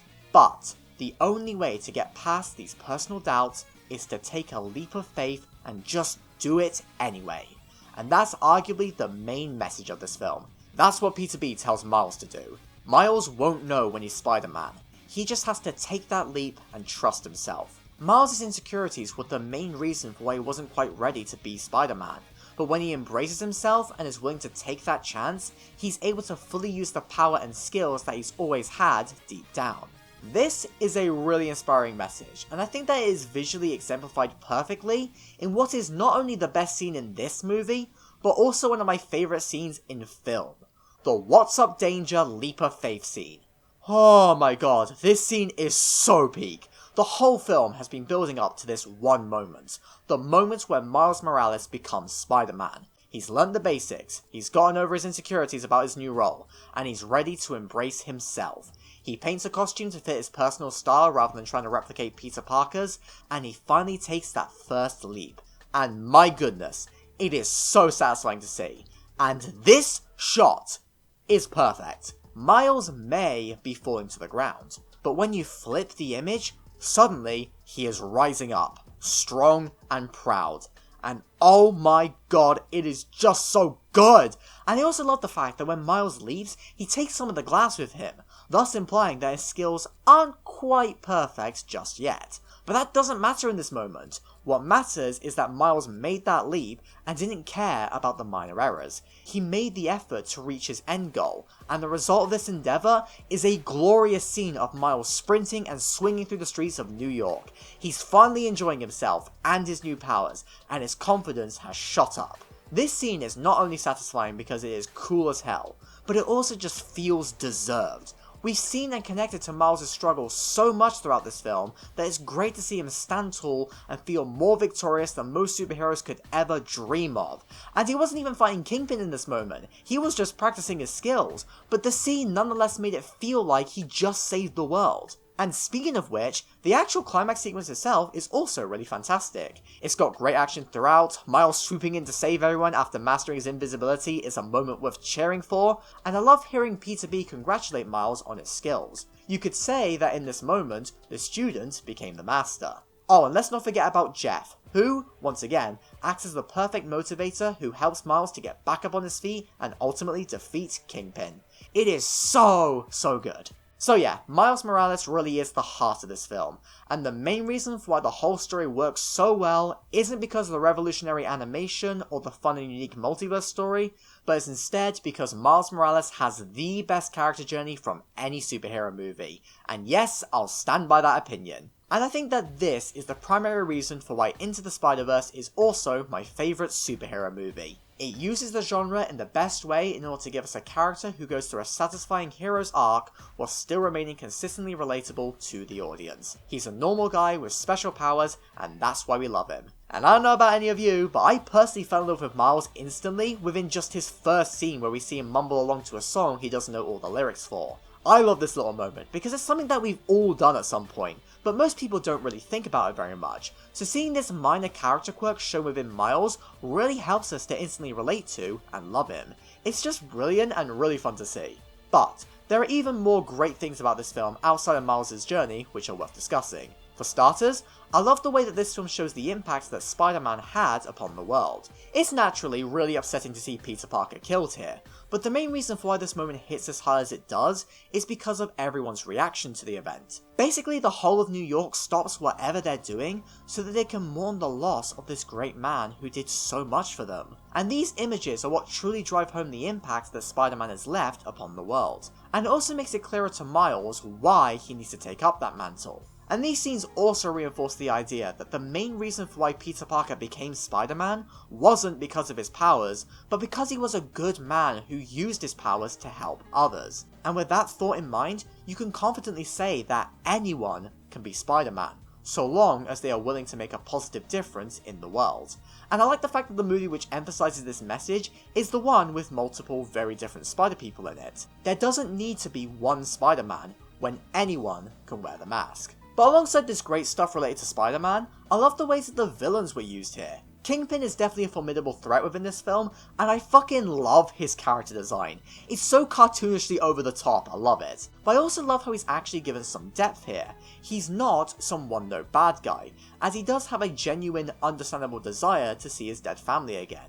And I think that really helps to give him some depth, without undercutting how evil he still is. And alongside him, I also love Olivia Octavius, because, well, I've always loved Doc Ock as a villain, so I naturally love seeing a new version of the character here. But the main quote-unquote villain that I really want to bring up is the Prowler, aka Uncle Aaron. Look, I know many comic book fans already knew that Aaron was the Prowler, but for someone like me who doesn't read comics, this reveal shook me to my core. Uncle Aaron was such a lovable character who really helped Miles to embrace himself, and he contrasted nicely to the more stern Jeff. So to see him betray Miles' trust in order to work for the villain is heartbreaking, but it's also amazing to see him somewhat redeem himself at the end. He doesn't attack Miles when he finds out who he is. In fact, seeing him makes him reconsider everything that he's been doing. He arguably would have changed for the better thanks to Miles' influence, in the same way that Miles changed thanks to Aaron's influence. But unfortunately, that wasn't meant to be, as he is brutally shot down by Kingpin. Everything about this character is heartbreaking, but it's so damn compelling to watch, and it really links in well to many parts of Miles' character arc, as now he has to accept the hardest fact about being Spider-Man. He can't save everybody. Although, I'd argue that this realization may have actually fueled his actions in Across the Spider-Verse, as in that film, he goes through an immense amount of effort in an attempt to save his dad. Into the Spider-Verse works wonderfully well as its own story, but it also sets up its sequel masterfully, and if the third movie sticks the landing, I already know that I will happily call the Spider-Verse trilogy one of, if not the greatest movie trilogy of all time. I really hope that ends up being a possibility. So yeah, I think that's pretty much everything that I needed to cover with these movies. So overall, Into the Spider-Verse is phenomenal in basically every way. On a technical level, it changed this medium for the better, but it also has a damn good story with a phenomenal main character arc, and its emotional moments hit me really hard, and that final point is largely the reason for why I ultimately preferred this film to Across the Spider-Verse. It absolutely deserves its reputation, and then some. And of course, it deserved its Oscar. Like, come on, it was literally the only correct option in the 2018 batch. I may still really like Isle of Dogs, but it's obviously no Spider-Verse. I am forever grateful that this film defied the odds and beat out 2 Disney films just like it deserved to. The Academy somehow got this award so damn right on this occasion. But it's a shame that it wasn't seen as good enough to get a Best Picture nomination in the same year that Green Book somehow won. Look, all I'm saying is that if you want to watch a 2018 film with Mahershala Ali in it, just watch Into the Spider-Verse instead of Green Book. You can thank me later. The only spirits I'm serving in this place are gin, whiskey, and vodka. So you heard me. Get out! Spirited Away is one of those films which I don't even think needs an introduction. This is a film that's often heralded as being one of, if not the best animated movie ever made. In fact, it's the highest rated animated movie on IMDb, and the highest rated film from this list on Letterboxd. It's a film which is loved by so many, from casual audience members, to animation fans, to the Academy, to hardcore cinephiles who may not be as knowledgeable on animated movies. They still know about Spirited Away because its overwhelmingly positive reputation overshadows any kind of boundary. For goodness sake, it's a movie so good that even Leonardo DiCaprio went to the effort to make sure that Martin Scorsese saw it. Other than maybe Spirited Away, Miyazaki's films, and maybe Princess Mononoke, it was Spirited Away that you tell me to watch. So yeah, I don't think you need me to tell you just how beloved this film really is. It's a pretty well-known fact. And based off of its position in my ranking, it's pretty obvious that I also adore this movie as well.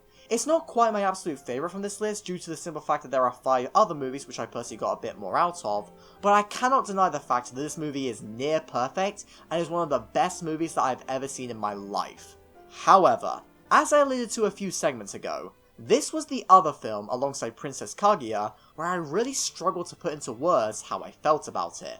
Spirited Away is really not a movie you think about, it's one that you truly have to feel. Truth be told, I always feel like I'm missing something whenever I try to explain my feelings towards this movie, as it is just so hard to explain. And that makes things awkward for those who may not have clicked with this film. It's hard to really have a proper debate about it when I can barely even explain why I like it in the first place. Although, I didn't always adore this movie. And for proof of that, let's take a look at this clip from my old 2022 film ranking. Number 84, Spirited Away.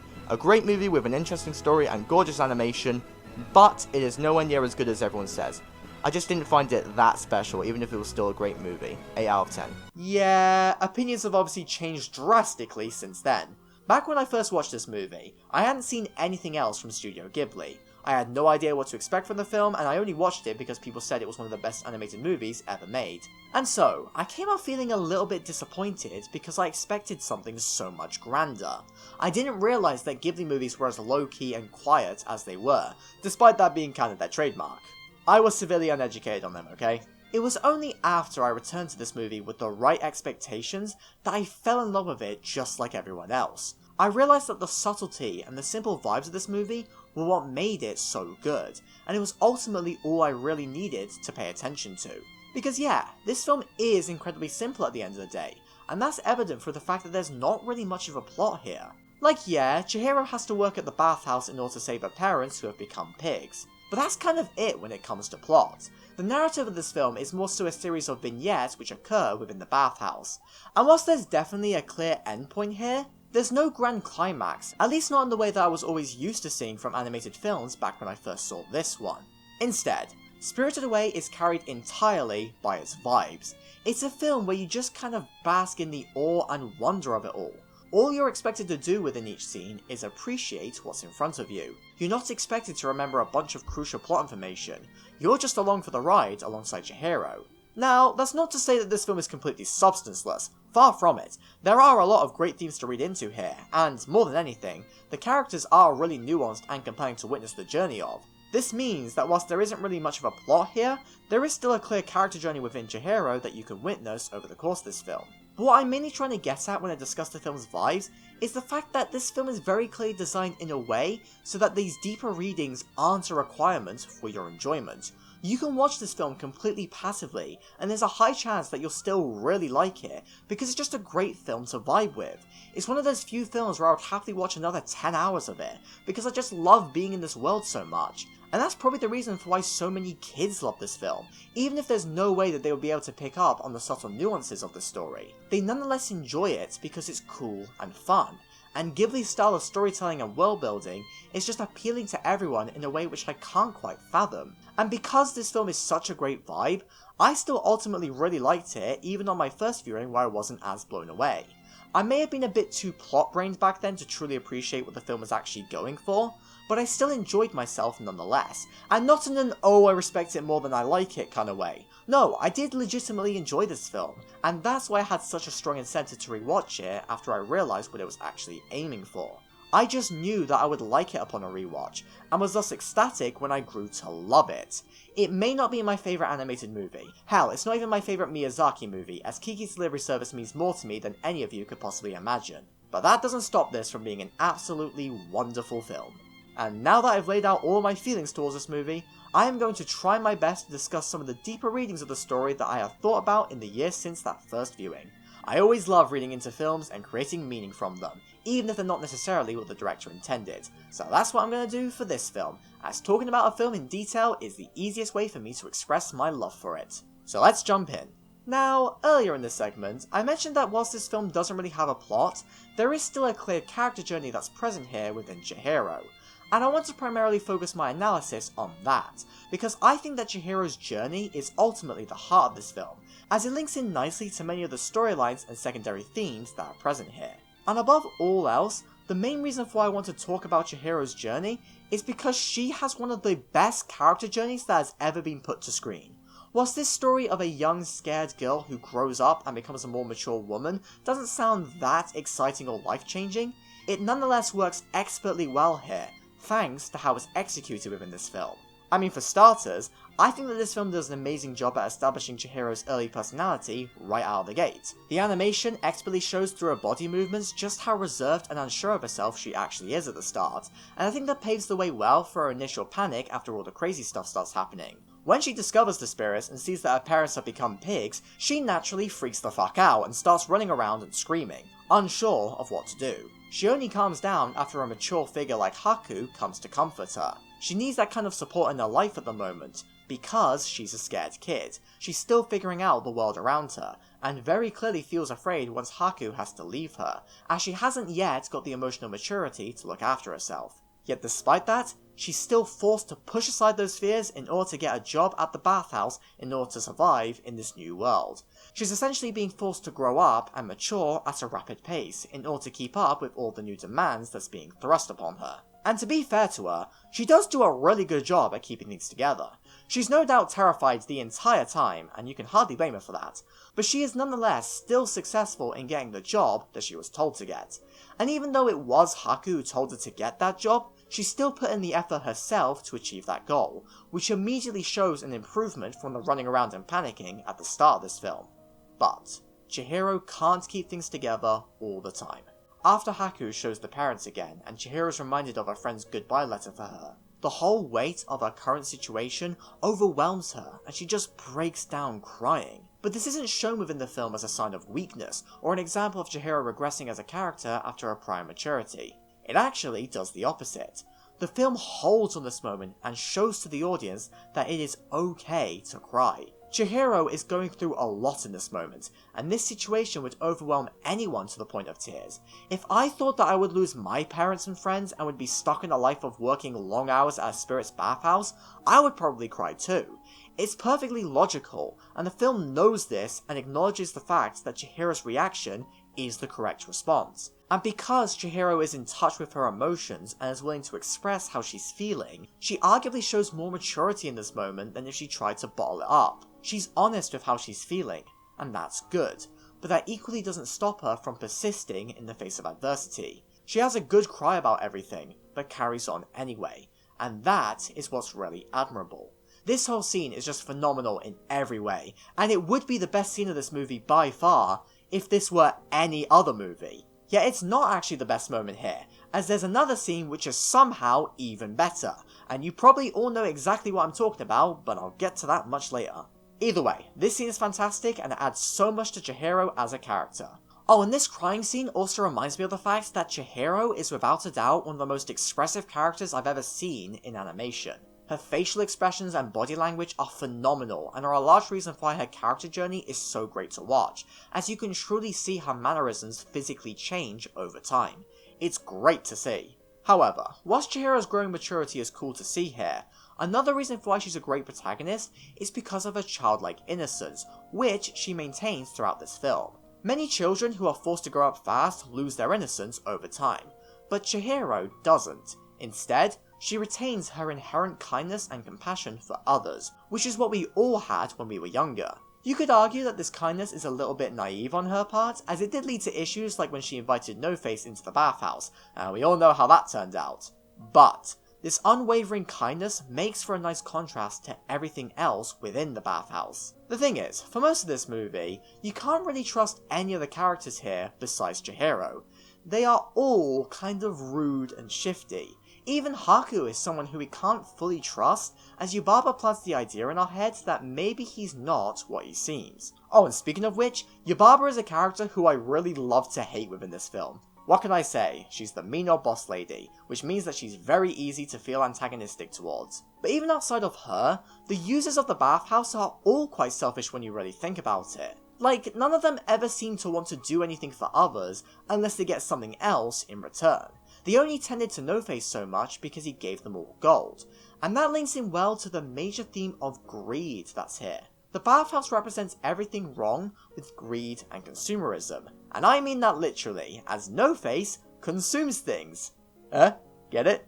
No-Face's greed corrupts him and makes him appear as if he's some kind of monster, when deep down, he really isn't, as evident from how he's much better off when he gets away from the influence of the bathhouse. And the reason for why the bathhouse is such a hub for greed is because the environment is toxic and rewards selfishness. You're much more likely to succeed here if you only think about yourself and your own interests. And this point kind of links into another idea which you can take away from this film, all about toxic work environments, and how these workers are exploited and begin to lose their identity the longer they stay within these positions, and that's evident for all the stuff in the film all about remembering your own name. So yeah, the bathhouse isn't really the nicest place to be around, as it encourages people to be greedy and take more and more for themselves, and it breeds a very toxic work culture. But this is why Chihiro's innocence is so important.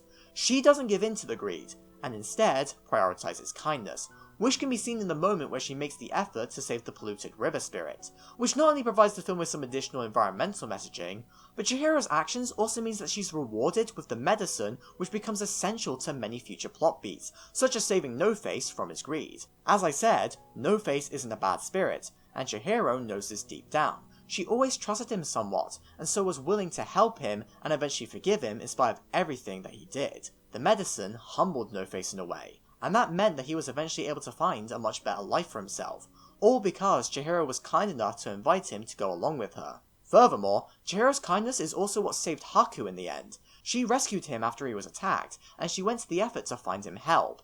And she figured out his name, which thus saved him from Yubaba's spell over him. Chihiro saved so many within this movie, all because she maintained her kindness and innocence throughout. She saw the good in everyone, and that helped them to move past the issues of their past. But this talk of the ending of the movie does lead me on to one crucial point which I have yet to discuss.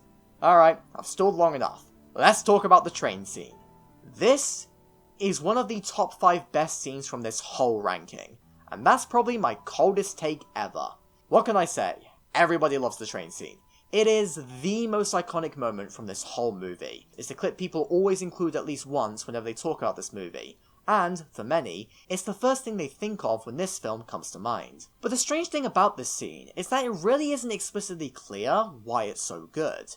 At its basic level, all that happens in the scene is Chihiro sitting on a train with no face.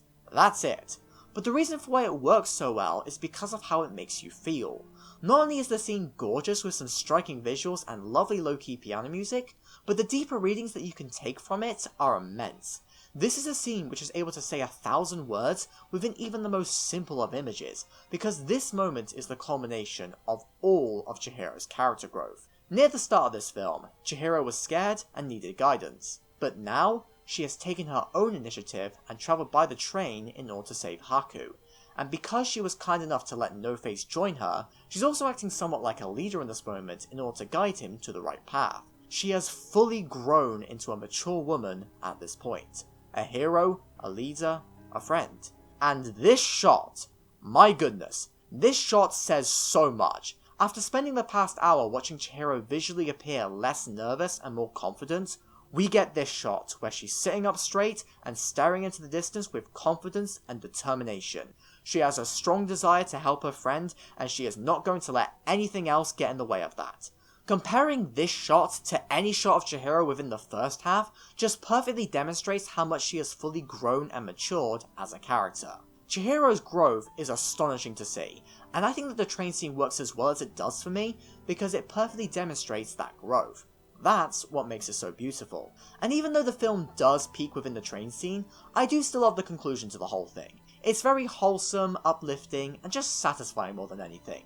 After all the shit that Chihiro went through, it's nice to finally see her get her well-deserved happy ending. So yeah, there's a lot that I love about Spirited Away, but I think the main thing I got out of it was Chihiro's main character growth. That carried a lot of my emotional investment and would have made the movie amazing all on its own. But everything else here was firing on all cylinders in order to make this one of the most phenomenal masterpieces ever put to screen. And to think, there's still so many things I barely covered. Like, I didn't even mention how much I love Komaji. He's awesome. However, if I don't stop myself now, I'm going to find myself talking about this movie for another hour. Now normally, I wouldn't mind doing that, but when we've still got 5 films to go, I need to nip this segment in the bud somewhere. But really, who cares what I have to say about this film? Just go and watch it for yourself if you somehow haven't seen it already. And if you have already seen it, go and watch it again. Just feel this movie and let it wash over you, as that is truly the best way to experience it. Do that instead of listening to some dry British man tell you why he likes the train scene. But with that said, this dry British man is now going to talk about why he likes 5 other movies even more than this one. First, let's get one thing straight. I'm not crying. I'm just sweating through my eyes. If you ever find yourself wanting to torture me for whatever reason, just put on When Marnie Was There and I'll be crying within the first 5 minutes and I won't stop crying until it's over. That's the easiest way to break me down. Who the fuck starts a conversation like that? I just sat down. But seriously, all joking aside, I can't think of a movie which has ever made me feel the same kind of emotions that When Marnie Was There made me feel. This movie is my weakness. Every time I watch it, hell, every time I even think about it too hard, I can't help but get emotional, because this movie just breaks me every time. In fact, it holds the record for being the film which has made me cry the most individual times during one viewing. It got to a point where I ended the movie feeling dehydrated because I expelled all the water in my body through my eyes. Okay, maybe that's a bit of an over-exaggeration, but I think you get my point. This is one of the most emotionally impactful films that I have ever seen, and I just adore it in basically every way. Whilst I would probably argue that Spirited Away is actually slightly better than this film, I've nonetheless ranked Marnie above it purely because it has left a much stronger impact on me, and that has helped it to become my favourite Ghibli film on this list, and my 3rd favourite Ghibli film overall, only behind Kiki's Delivery Service and Whisper of the Heart. Now, I am fully aware that Marnie is a little bit divisive among some people, but I personally adored every aspect of it, and I do plan to explain why I like some parts of the movie which others don't like. But before I get into that, let's talk more generally about this film. First of all, as you can expect from Ghibli, this film is a technical masterpiece. However, I'd actually like to go one step further and say that this may actually be my favourite looking Ghibli film of the whole lot, or at least is tied with Princess Kaguya. This film is just so lush. That's the only word that I can think to use here. It's a lush movie where everything looks gorgeous. but it also feels quite dreamlike in a way with its presentation, and I think that adds a lot to the style of this film, and it really works to enhance some of the less conventional plot beats of the story. It's a truly beautiful looking movie, which works so well here because this is a beautiful story. And alongside the scenery, the animation also does a fantastic job at portraying the characters. I mentioned back in the Spirited Away segment that the animation for Chihira's changing body language added so much to her character, which thus made it easier for the audience to connect to her and see her growth. Well, that point is no different here, as the subtle way that Anna was animated added a lot to her character. It's very hard to portray an understated, quiet, introverted character within a medium as visibly expressive as animation, but the way that Anna was portrayed here was just brilliant. You can very easily tell how reserved she is through how little she emotes, and how she's always keeping her arms close to herself. It's a brilliant little detail that really helps to convey her current feelings. And these early details also make it all the more impactful once you get to visibly see Anna become happier over the course of this film, and that helps to drive her emotional journey so much. And speaking of which, let's talk about Anna's character, as she's largely the reason for why this film is such an emotional gut punch for me. You see, Anna is very explicitly shown to be dealing with some form of depression, and this film portrays these feelings very well. Instead of having Anna be explicitly sad all the time, she instead feels numb to a lot of things. She isn't explicitly showing her emotion, and she instead only lets it out when she knows that she's alone, as she's worried about being a burden onto others. And the reason for why she worries about this is because she's stuck in a cycle of self-loathing, and that is ultimately what I find to be the most heartbreaking thing about her character. Everyone deserves to be loved by others in some way, but you especially deserve to be loved by yourself. Self-hatred is something that's very easy to fall into, but it's a horrible mindset to have. It's not healthy and just leads to everything feeling worse. There's no benefit to blaming yourself for all the problems that you may have, as deep down, it's not your fault. But I recognise that it's very easy to fall into this trap. Hell, even I occasionally have moments of self-hatred, and I'm a guy who usually tries to stay positive about things nowadays. If you want an example, I recently had a pretty bad breakdown in the bathroom after I failed my driving test for the second time. I felt like an incompetent moron in that moment, and I was so mad at myself that I spent that time in the bathroom just telling myself how shit I was and how I'll never be able to drive. But my self-hatred was ultimately wrong, as I now have my license, so eat shit past me! Now, the reason for why I decided to mention this story is because it highlights how frivolous self-hatred actually is. Where you're at in this moment doesn't define you in the future, and if you hate this version of yourself, it's better to move past doubts in order to improve yourself and your mindset. But I recognise that this is easier said than done, especially if you feel as alone as Anna does. In fact, Anna arguably feels worse than lonely. The main reason for why Anna hates herself so much is because she feels like her mere existence makes everything worse for those around her, and this is immediately conveyed within the first 5 minutes of this movie. After Anna falls ill at school, her foster mum, Yuriko, naturally comes by the hospital to check up on her, and the first thing that Anna asks about is whether she costs her money. Anna doesn't care about her own well-being in this moment. All she cares about is that she potentially inconvenienced Yuriko and cost her money. And that is so devastating to hear. This young girl cares so little for herself that she worries that her illness, which was no fault of her own by the way, made other people's lives worse in some capacity. When I said at the start of this segment that this movie makes me cry within the first 5 minutes, I wasn't joking. This is the reason for why the tears start so early, despite it being such a subtle moment which I doubt was even trying to tug on your heartstrings, at least in comparison to some of the later scenes of the movie. But it nonetheless hit me hard in so many ways. Whilst I'm definitely not on the same level of extreme as Anna, I am still someone who never likes to bother people, and that becomes a bit of a problem when I desperately need someone's help, but I'm too nervous to ask out of fear of being a nuisance. These personal stories may not fully align with what is being shown within the film, yet I still find myself connecting to them in my own roundabout way, and that's why I find these scenes so effective. So yeah, the emotions of this film hit me hard right out of the gate, as we're presented with a brutally realistic look at a young soul dealing with depression. And these early scenes are often really hard for me to watch, especially the festival scene where Anna insults another girl because she wasn't thinking straight, which eventually leads to her just breaking down. I just hate seeing someone in this kind of state, and I just want to reach in and comfort Anna, but I'm stuck on the other side of the screen, which just makes things harder for me to watch as I know that I can't help. But that's where Marnie comes in, as Marnie is the one to truly help Anna through her struggles. Whilst Anna undeniably has other great people in her life who care for her and want the best for her, Marnie is the one who, without a doubt, leaves the biggest positive impact on Anna's life. And I think that the reason for why she's so impactful to Anna isn't just because she's kind and loving and always provides a comfort to her, but it's also because she sort of acts like the opposite to Anna in a way. The truth is, Anna does have people who care for her in life.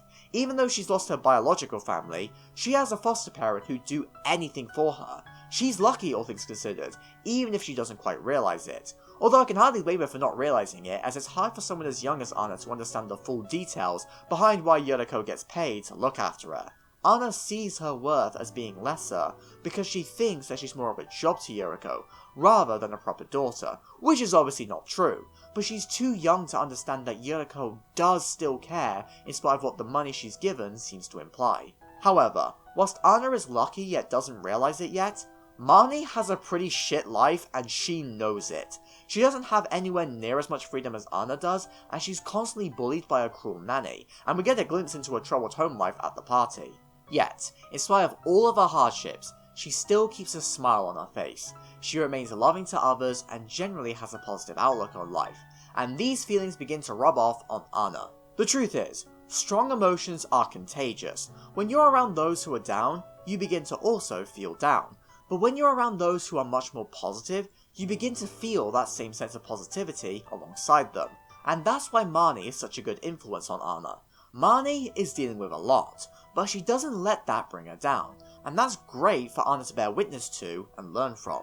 And that, on top of the explicit kindness that Marnie shows to Anna, both contribute to Anna feeling good again for the first time in a while. And I think that this is all distilled perfectly within the dance scene at the party. Once again, I doubt this scene was even meant to be that emotional, but I can't help but cry at this moment every time because it is just so beautiful. Marnie's impact can truly be felt here, as we get to see Anna smile. Genuinely, she's feeling happy again and is comforted by this strong, positive presence within her life. On the whole, Anna and Marnie's relationship is the most precious thing ever, and I just adore every moment with the two of them. Even some of the simpler scenes where they're just mucking around at the party work so well for me because I love watching them together. Within these moments, you truly get to see the love that the pair have for one another, and the positive impact that they have left on each other's lives, and that's just so wonderful. Wait a minute. Oh shit, I said the word love, didn't I? Alright then, let's address the elephant in the room that everyone loves to bring up about this film. In spite of some implications that you can take away from these scenes, no, Anna and Marnie are not a romantic couple. This isn't a secret queer love story, and the film makes that explicitly clear by its end. And for some reason, this fact has upset people so much that they've written off the entire film.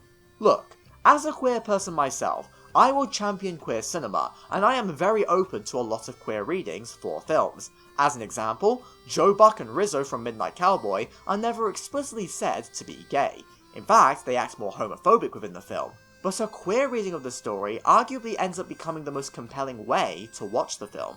Suddenly, Midnight Cowboy has gone from a story about friends navigating 60s New York to a story about two closeted gay men in the 60s who are hiding their sexuality and projecting their insecurities through internalized homophobia. That's interesting to watch within the film because it works as a great piece of subtext which enhances the thematic depth of the piece. But the reason for why I love this reading of Midnight Cowboy and not a queer reading of When Marnie Was There is for two reasons. First of all, Midnight Cowboy is much more explicitly focused on homosexuality at points, so a queer reading is inevitable. But alongside that, the subject of this film was basically confirmed by the creators. Dustin Hoffman saw it as a gay story, the director is gay himself, so he most definitely meant for it to be a gay story, and basically the only one who says it isn't gay is Jon Voight, but he's a homophobic lunatic so his opinions don't count. Conversely, Marnie doesn't have this additional weight to its reading. It's very clear to me that these queer readings of the film were not intended by the creators at all, and because this is a Japanese film, I doubt it even crossed their minds. So no, I don't think that When Marnie Was There is secretly a queer film. This means that I don't consider it to be queer-based like other people claim it is. Like, that is just not true. The film's creators weren't actively trying to dupe you into thinking it was queer before they chickened out. The queer ratings that people take from this film are purely accidental, and I personally don't think that it's fair to diss the film purely because you misunderstood where it was going and it didn't fulfill your hopeful desires. Now, if you think that the film would have worked better as a romance, then that's a fair critique. But if you think that the film is bad because you felt queer-baited, that's kinda silly. But anyway, now that I've said all of that, I want to go over why I think the film still works wonderfully well as it is, and why I'd personally argue that the film actually works better as a non-romance story. And in order to explain myself, I need to quickly go over the ending twist of the film, as that's usually the make or break for most people and their opinions towards the movie, and it's crucial to what I have to say next. And as usual, major spoiler warning. If you've somehow gotten this far into the segment without actually watching this film, please just skip to the next segment in order to avoid ruining the experience for you even more. Anywho, the final twist of this movie revealed that the Marnie that Anna sees isn't actually real. Now, it's left ambiguous as to whether she's a ghost, or a subconscious manifestation, or a metaphor, because that's not really important. What is important is that Marnie grew up and had a child, but due to the trauma of her past, which we saw through her abusive nanny, she didn't feel fit to be a mother, and so she sent her daughter to boarding school while she sought professional help. And this action ended up causing a permanent rift in her relationship to her daughter, so much so that the daughter eventually left and stopped speaking to her mum altogether. And sadly, she soon died in a tragic car accident, thus leaving her young daughter in the care of the now elderly Marnie. And this daughter was Anna. The person we saw at the house was a younger version of Anna's grandmother. Now, when I first saw this film, I thought that this was a brilliant twist, like a proper Inside Number 9 level twist which redefined everything that I thought I knew about the story beforehand, and it definitely encouraged me to rewatch the film. But a lot of people weren't a fan of this reveal. They saw this twist as a bit of a cop-out, especially after all the build-up implied something else to them. But I think that seeing all of this criticism being leveled towards something that I love really made me sit down and think about why I loved the twist so much, and all of this thinking has now finally helped me to understand my full feelings towards it. And now I can articulate why it still works for me. For me, Marnie being Anna's grandmother works because it ties in brilliantly with Anna's character journey of loving herself in spite of her current depression. Because the characters are related, Anna is able to see a little bit of herself within Marnie.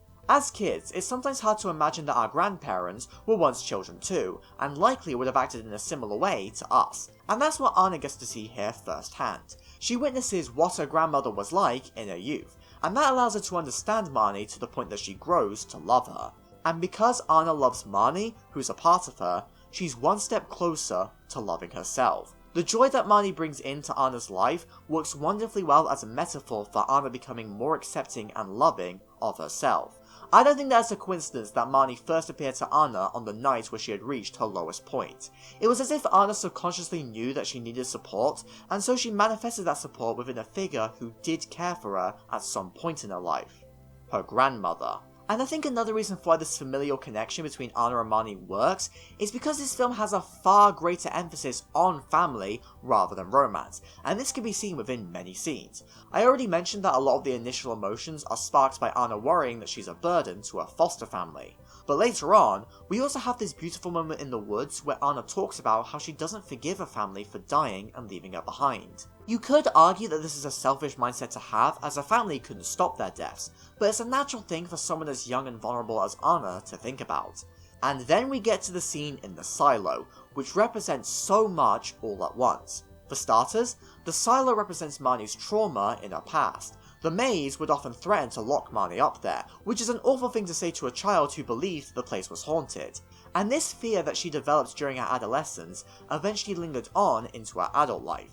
And that's what started the domino chain that led to the death of Anna's parents. However, Anna wants to do something good for Marnie after all that Marnie did for her, and so they go to the silo together so that they can face their fears.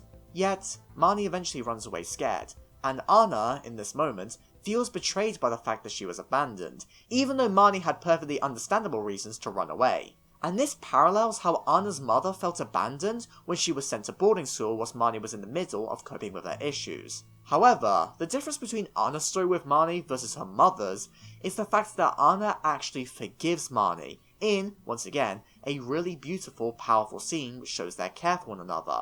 Anna forgives Marnie, which in turn helps her to forgive her family for leaving her behind, and that makes her myriad of issues a lot easier for her to deal with. There was always something deep down in Anna's subconscious which remembered the care that Marnie showed for her in the time between the parents' death and Marnie's own. And this love that Marnie showed was eventually manifested in a figure that Anna could understand in the time where she needed to remember it the most. So whilst this film isn't a romance, it nonetheless shows the impact that a loving individual can have on someone, even after their death. Marnie's impact on Anna's life cannot be overlooked, and after Anna learns more about her past, she understands herself in the present, and thus begins to feel better. And that is what I find so beautiful. Love is a concept which runs much greater than just romance, as it can also represent strong familial love, whether it's biological or adoptive. Those you love will always value your love, and I think that's what the film is showing here. Plus, maybe this is just me, but on a rewatch, I definitely saw Marnie's mannerisms around Anna to be much more maternal rather than romantic. Like, I won't deny the fact that Anna is most likely gay. I mean, just look at how jealous she is when Marnie dances with someone else at the party. Again, this is probably unintentional, but I can't help but somewhat agree with the queer reading of Anna specifically. But Marnie never really reciprocated that same kind of love, and this approach to her character helped to prevent their relationship from feeling icky in a way. So yes, I personally disagree with the biggest common criticism with this movie, as I'd argue that the twist with Marnie makes the story better as it enhances the themes related to Anna's depression and her growth from it. And hell, even if I did have issues with this ending, the rest of the film still made me cry and it still left a massive impact on me, and that's all that I really care about. Maybe I will find more issues with this film the more I look into it, and maybe it is more flawed than Spirited Away, but I genuinely do not care.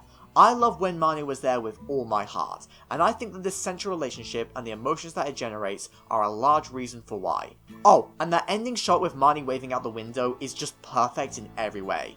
As if I haven't cried enough, this film goes and pulls this on me. And then the credits music is fine on the outside, which I'd happily call my weakness song, as it makes me so emotional every time I listen to it, because it is just so damn powerful, and the lyrics are beautiful, and God, I just love this movie so much. So overall, When Marnie Was There is an emotional masterpiece. It has a gorgeous, dreamlike aesthetic to its visuals, and now that I think about it, the dreaminess of the visuals fit very well with the ambiguous existence of Marnie. Huh, that's cool. Alongside that, it has some fantastic, well-rounded characters who I connect to immensely. Its pace is always keeping me engaged, the side characters are really fun, especially Sayaka, who I initially thought would be annoying, but eventually revealed herself to be really sweet, and the themes and deeper readings that I got out of this film were very plentiful, and that helped to make the viewing experience fascinating for me in a way that encourages rewatches, even if every rewatch is practically an endurance test at this point. And my goodness, you have no idea how gripped I was by this film when I first watched it, as I had absolutely no idea what direction the story would go in. That was honestly one of my favourite first time viewing experiences for any film. I was just so hooked. But don't get me wrong, I still love this film, even on a rewatch. I'm not expecting my opinion to change anyone else's minds on the film. If you dislike the twist, you're probably not going to care much for the rest. But I nonetheless wanted to explain why I personally disagree with the criticisms leveled towards this movie, as I adore it wholeheartedly because its themes of depression are just so powerful for me.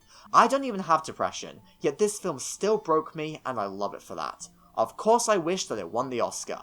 I love this batch of nominees, but Marnie is my favourite by a long shot. Are you afraid of the big bad wolf, Doctor? I'll be honest, I was rather nervous to watch Wolfwalkers. As you know by now, I wasn't that blown away by Song of the Sea, which is a film that's arguably just as popular as this movie. And so, I was worried that Cartoon Saloon was going to end up being a studio that I respected more than I loved. I mean, I know I watched and adored The Breadwinner before this, but that was a very different film for the studio, as it wasn't about Irish folklore or anything like that.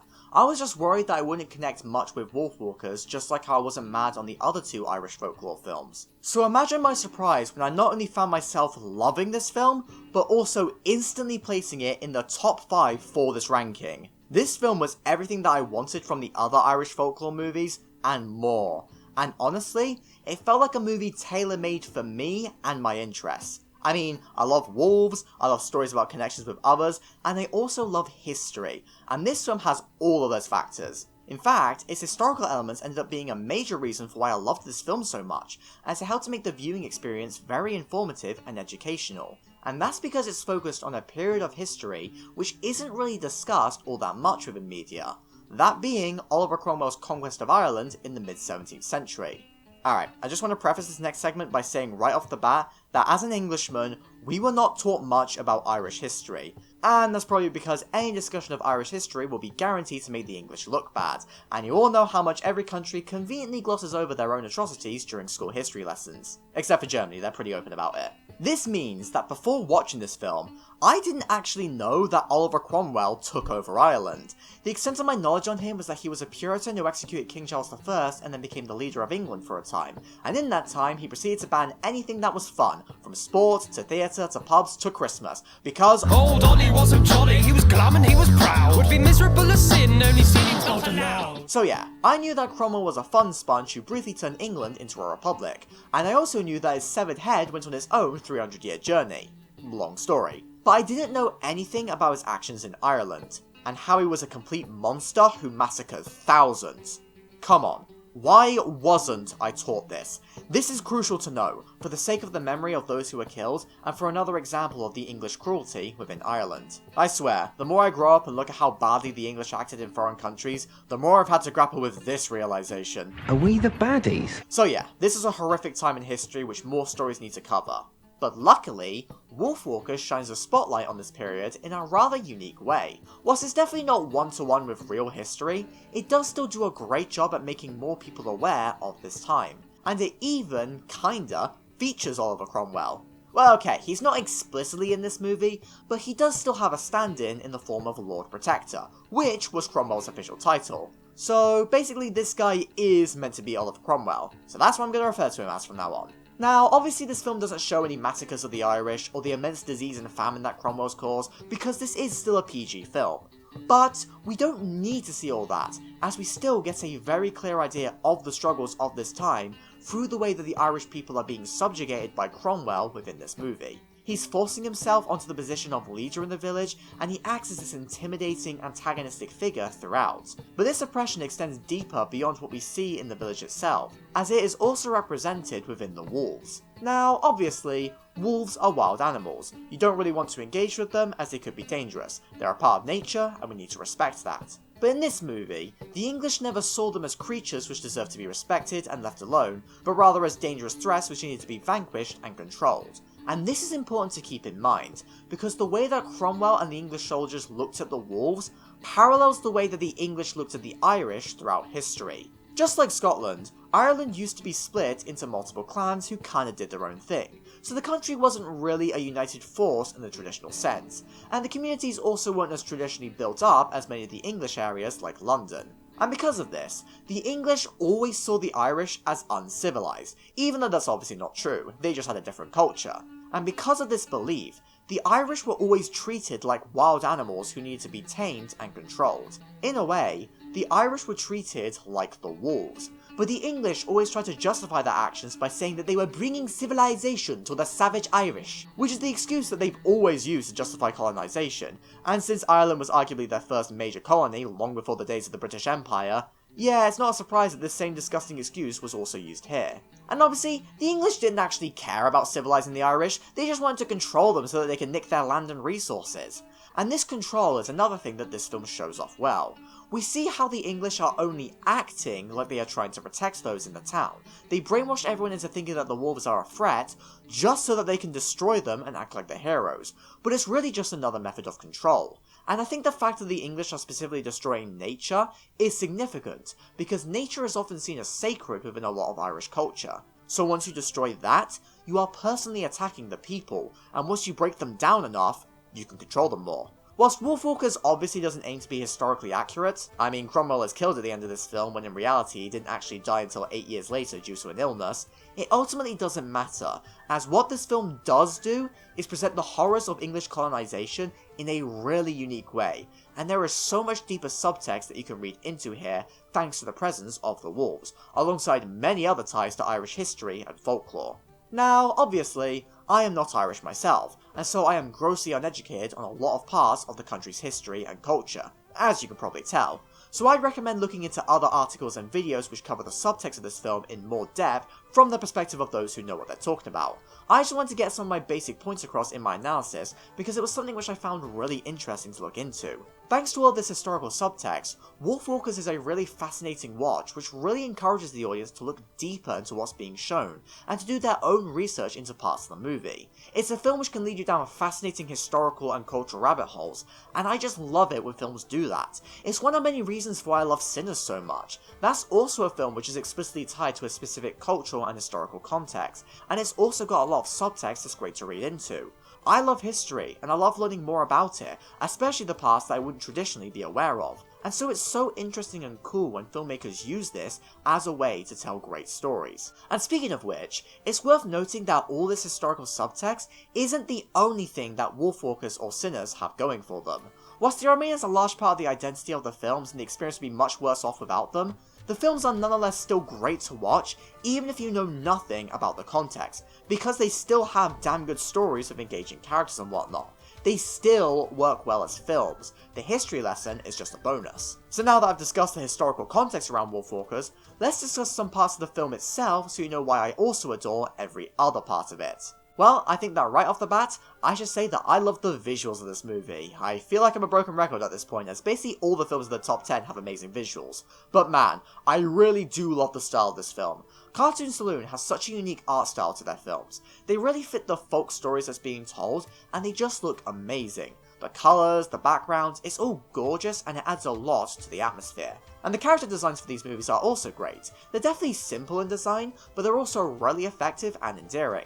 And I definitely gained a whole new appreciation for them when I actually tried to draw Robin myself, both her wolf and human form. And looking closely at the designs side by side, I was impressed by how much the animators actually made them look similar somewhat, especially due to the fact that they have the same eyes. It's a really subtle detail, but it adds a lot, and I'd argue that it helps to keep Robin's humanity explicitly clear, despite the fact that she's in the body of a different species. But alongside the character designs, there's so many other brilliant moments which stand out to me visually, and allow for the animation to truly shine.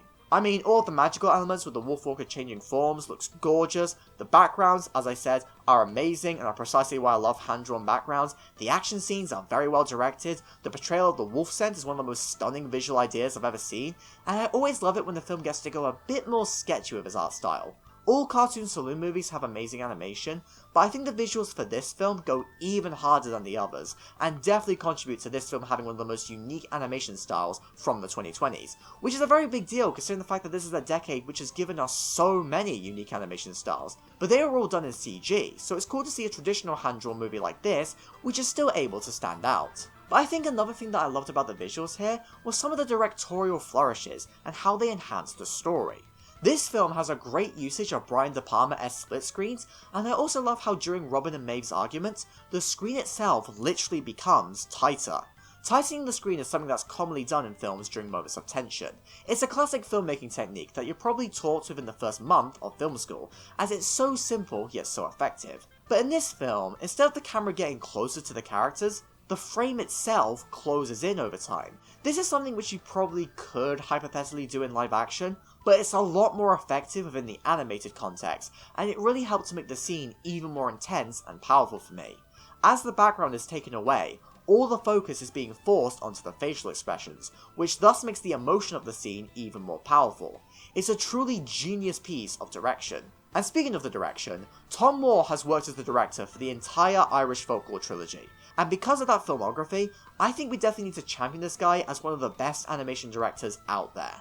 I know I didn't love his other two films as much as this one, but the direction of the animation was something I could not fault, and so I still respect his work immensely.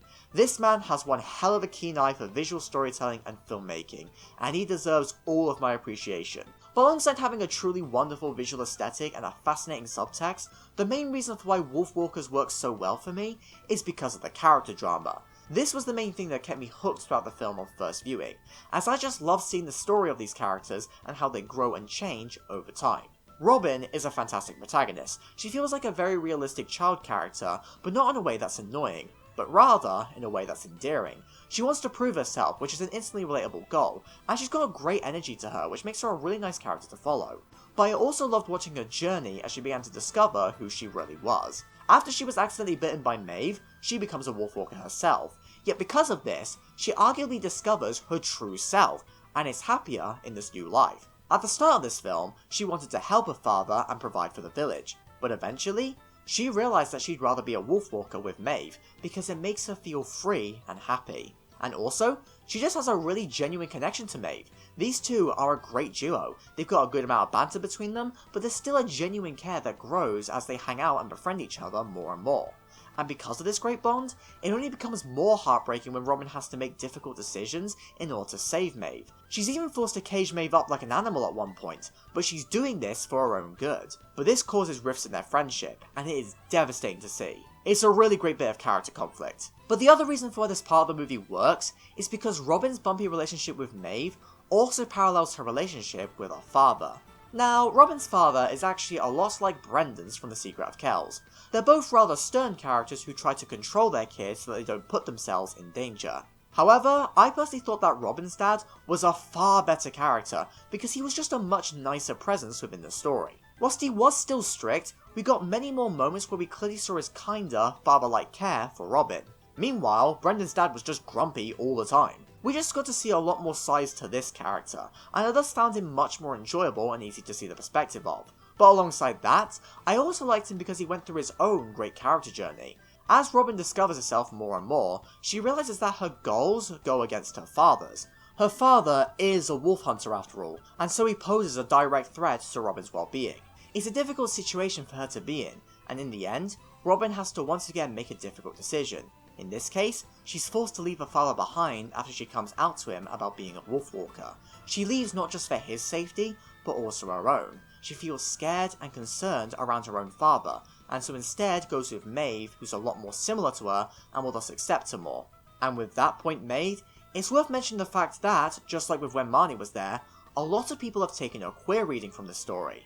However, unlike when Marnie was there, I think that it makes a lot more sense within this film. Not only does this scene directly parallel coming out to her parents who you fear won't be accepting, but it could also be argued that Robin and Maeve's relationship is something a bit more than friendship.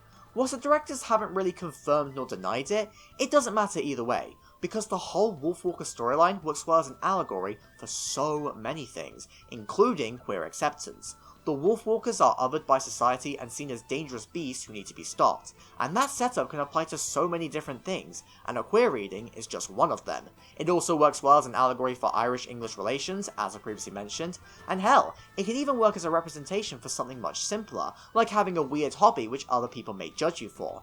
This film shows that it ultimately doesn't matter what others say, because what's truly important is that you find those who do accept you, so that you can act yourself and be free. The wolf form is Robin and Maeve being their true, wild, free selves, and that's what makes it so great to see, and it's what makes the scenes of them as wolves so damn captivating. And I'll get back to this moment in a minute, don't you worry. And because of the many readings that I took away from Robin's growth into a wolfwalker, I found myself not only connecting to her character, but also to her relationship with her father. And that's why I was so happy when he ultimately stood by her at the end. He accidentally became a wolfwalker himself, and quickly used his new powers to protect his daughter at all costs. He goes against his previous beliefs because he realises that his daughter is more important to him than anything else. He grows, and, just like Robin, he realises that the life he did live before wasn't the one that he wanted. Instead, he wanted the free life that he could share with his daughter. It was just such a great piece of character drama which ended in a way that made me feel really good. But you have no idea how scared I was watching this movie before this moment. My goodness, this climax really dialed all the drama and stakes up to 11, as suddenly, Maeve's mother, who had been kidnapped throughout the whole movie, is shot, Robin is forced to leave her father, as I previously mentioned, and I was constantly worrying that one of these characters who I grew to care so much for was going to die. And I was specifically convinced that it was Robin's dad who wasn't going to make it, because, you know, he's played by Sean Bean, who is famously known for dying in pretty much every movie that he's in. So, I was convinced that this film would be no different, and I therefore spent the entire climax panicking to myself and basically going, no, wait. Thankfully, nothing bad did happen, and instead we got the happy ending that the characters deserved. But the fact that I had such a raw, visceral reaction to this film on first viewing shows clear evidence that I really was hooked by this film and its character drama. All of these characters are fun, deep, and lead to great themes and emotional moments, and their connections with each other is what ultimately makes this film. The character drama is what drives the emotion and narrative of the film, even more than the explicit plot, and that's the stuff that I loved watching the most here. The additional themes of English oppression just added to this core part of the film. Although, with that being said, I really appreciated the fact that Robin and her father were actually English. The reason for why I appreciated this is because it showed that, during this time, the English were just as oppressed as the Irish, even though Cromwell's English subjugation was obviously not as bloody. I mentioned earlier that Cromwell basically banned everything fun within the country, and that's because he was a Puritan who wanted to enforce his own religious beliefs onto everyone else, and he arguably acted less like a Lord Protector and more like a dictator. And so I personally believe that the English people were in fact oppressed by him. And I think that this point was represented well here through the fact that the English Robin was being targeted by Cromwell just as much as the Irish Maeve. It was unique to see, and I think everything with Robin's nationality helped to highlight the fact that regular people are different from their governments. When I say that the English committed atrocities in the past, I am specifically referring to the English army and the government. Regular people, however, did not have a say in what was happening, yet they are often still blamed for it anyway, and this is true for any country with a dodgy reputation. And that's what we see within this film, as the Irish kids often mistreat Robin because she's English. They blame her for what's going on even though she has literally no influence over Cromwell, and is in fact directly opposed to him. I don't know, I just thought that was an interesting thing to highlight, and it made the conflict presented within this film a bit more even-handed in a way. And it once again contributed to why Robin felt so free as a wolf walker. She found someone in this country who accepted her for who she was, and so she felt like she could be herself again. And with this point made, I now desperately want to talk about the running with the wolves sequence. Oh boy. Do you remember when I said that the train scene from Spirited Away was one of my top 5 favourite scenes from this whole list? Well, this scene is another one in that top 5. I have watched this scene so many times because I cannot fully express the pure, unfiltered joy that it brings me. It is the scene which perfectly encapsulates all of the film's themes of being wild and free in spite of oppression. Robin and Maeve are away from the village, and so they're finally alone, far away from Cromwell's influence. And now, they get the chance to just be themselves. Robin is learning how to be a wolf in this moment, and she fully embraces it, and realizes how much she truly loves this part of her, and she also recognizes how much she truly cares for Maeve. It's a beautiful moment which shows the uncompromising joy that can come from self-expression. And it's just a moment that I come back to anytime I ever need cheering up, because I just find this simple moment of characters bonding and discovering themselves so wonderful. And that's without mentioning the fact that the animation goes so hard within this scene and looks utterly spectacular, and the music choice was just perfect. You cannot get a more fitting song than Running with the Wolves by Aurora. It just works so well here, and the cover that she did for this film is arguably just as good as the original version of the song. Side note, but I wasn't actually familiar with Aurora before watching this movie, but because I loved this song so much thanks to how it was used within the film, I actually ended up becoming a fan of hers afterwards. I'm admittedly not much of a music guy, so I don't actually have many favourite musicians, but Aurora is definitely up there for me. I can at least confirm that. I listen to her music all the time. So thank you Wolfwalkers for not only introducing me to interesting bits of history, but for also getting me into Aurora. So yeah, all in all, I fucking love Wolfwalkers. It's a truly beautiful film which has a lot to say both thematically and historically, and it's an utterly fascinating film to look into. Yet it equally remains an entertaining watch with some brilliant character drama alongside some easy to connect to themes all about oppression, the need to be free, and a parent learning to accept their kid for who they are.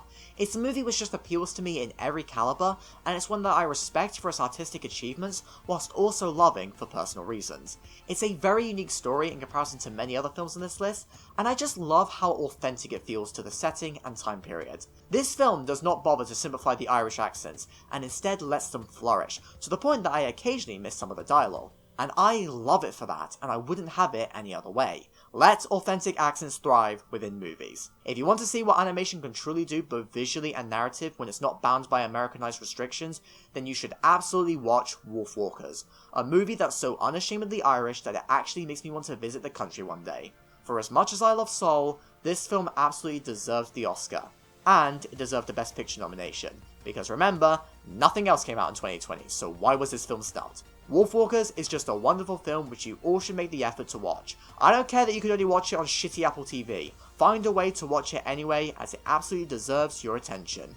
Or you can always pick up the DVD like I did, because no corporation is taking this movie away from me. Anyway, with all that being said, let's now move on to the top 3 for this list. I, Vincent Fox, am a Fantastic Mr. Fox has always been a bit of an anomaly to me. It's one of the most popular films from this whole list with a crazy high letterboxd rating, and so many people from casual moviegoers to cinephiles will praise it to the ends of the earth. And, as you can probably tell from its placement in the ranking, it's one of my favourite films as well. But I find it strange that this, of all movies, is as popular as it is, because it's so damn simple. It's a quirky comedy about a fox stealing some chickens from 3 farmers, and that's kind of it. It's not as profound or reflexive as a Ghibli film, it's not packed with historical subtext like Wolf Walkers, hell, it doesn't even have the same kind of explicit emotional beats as something like Memoir of a Snail. Instead, it plays out like how you would expect a Wes Anderson film to play out. It's a film filled with gorgeous symmetrical shots and a cast of quirky neurotic animals delivering lines with a lot of dry wit. To some, it's yet another example of Wes Anderson movies being style over substance. However, I've made it clear before that I disagree with this criticism of Wes, as I think that his films do have more heart and substance than people give them credit for. It's just quite subtle and understated. But still, it doesn't seem like Fantastic Mr. Fox has all that much to say when you look at it on the surface, especially in comparison to some of Wes's other work. So, why is it so beloved? Well, I'll be honest, I think it all boils down to one simple factor.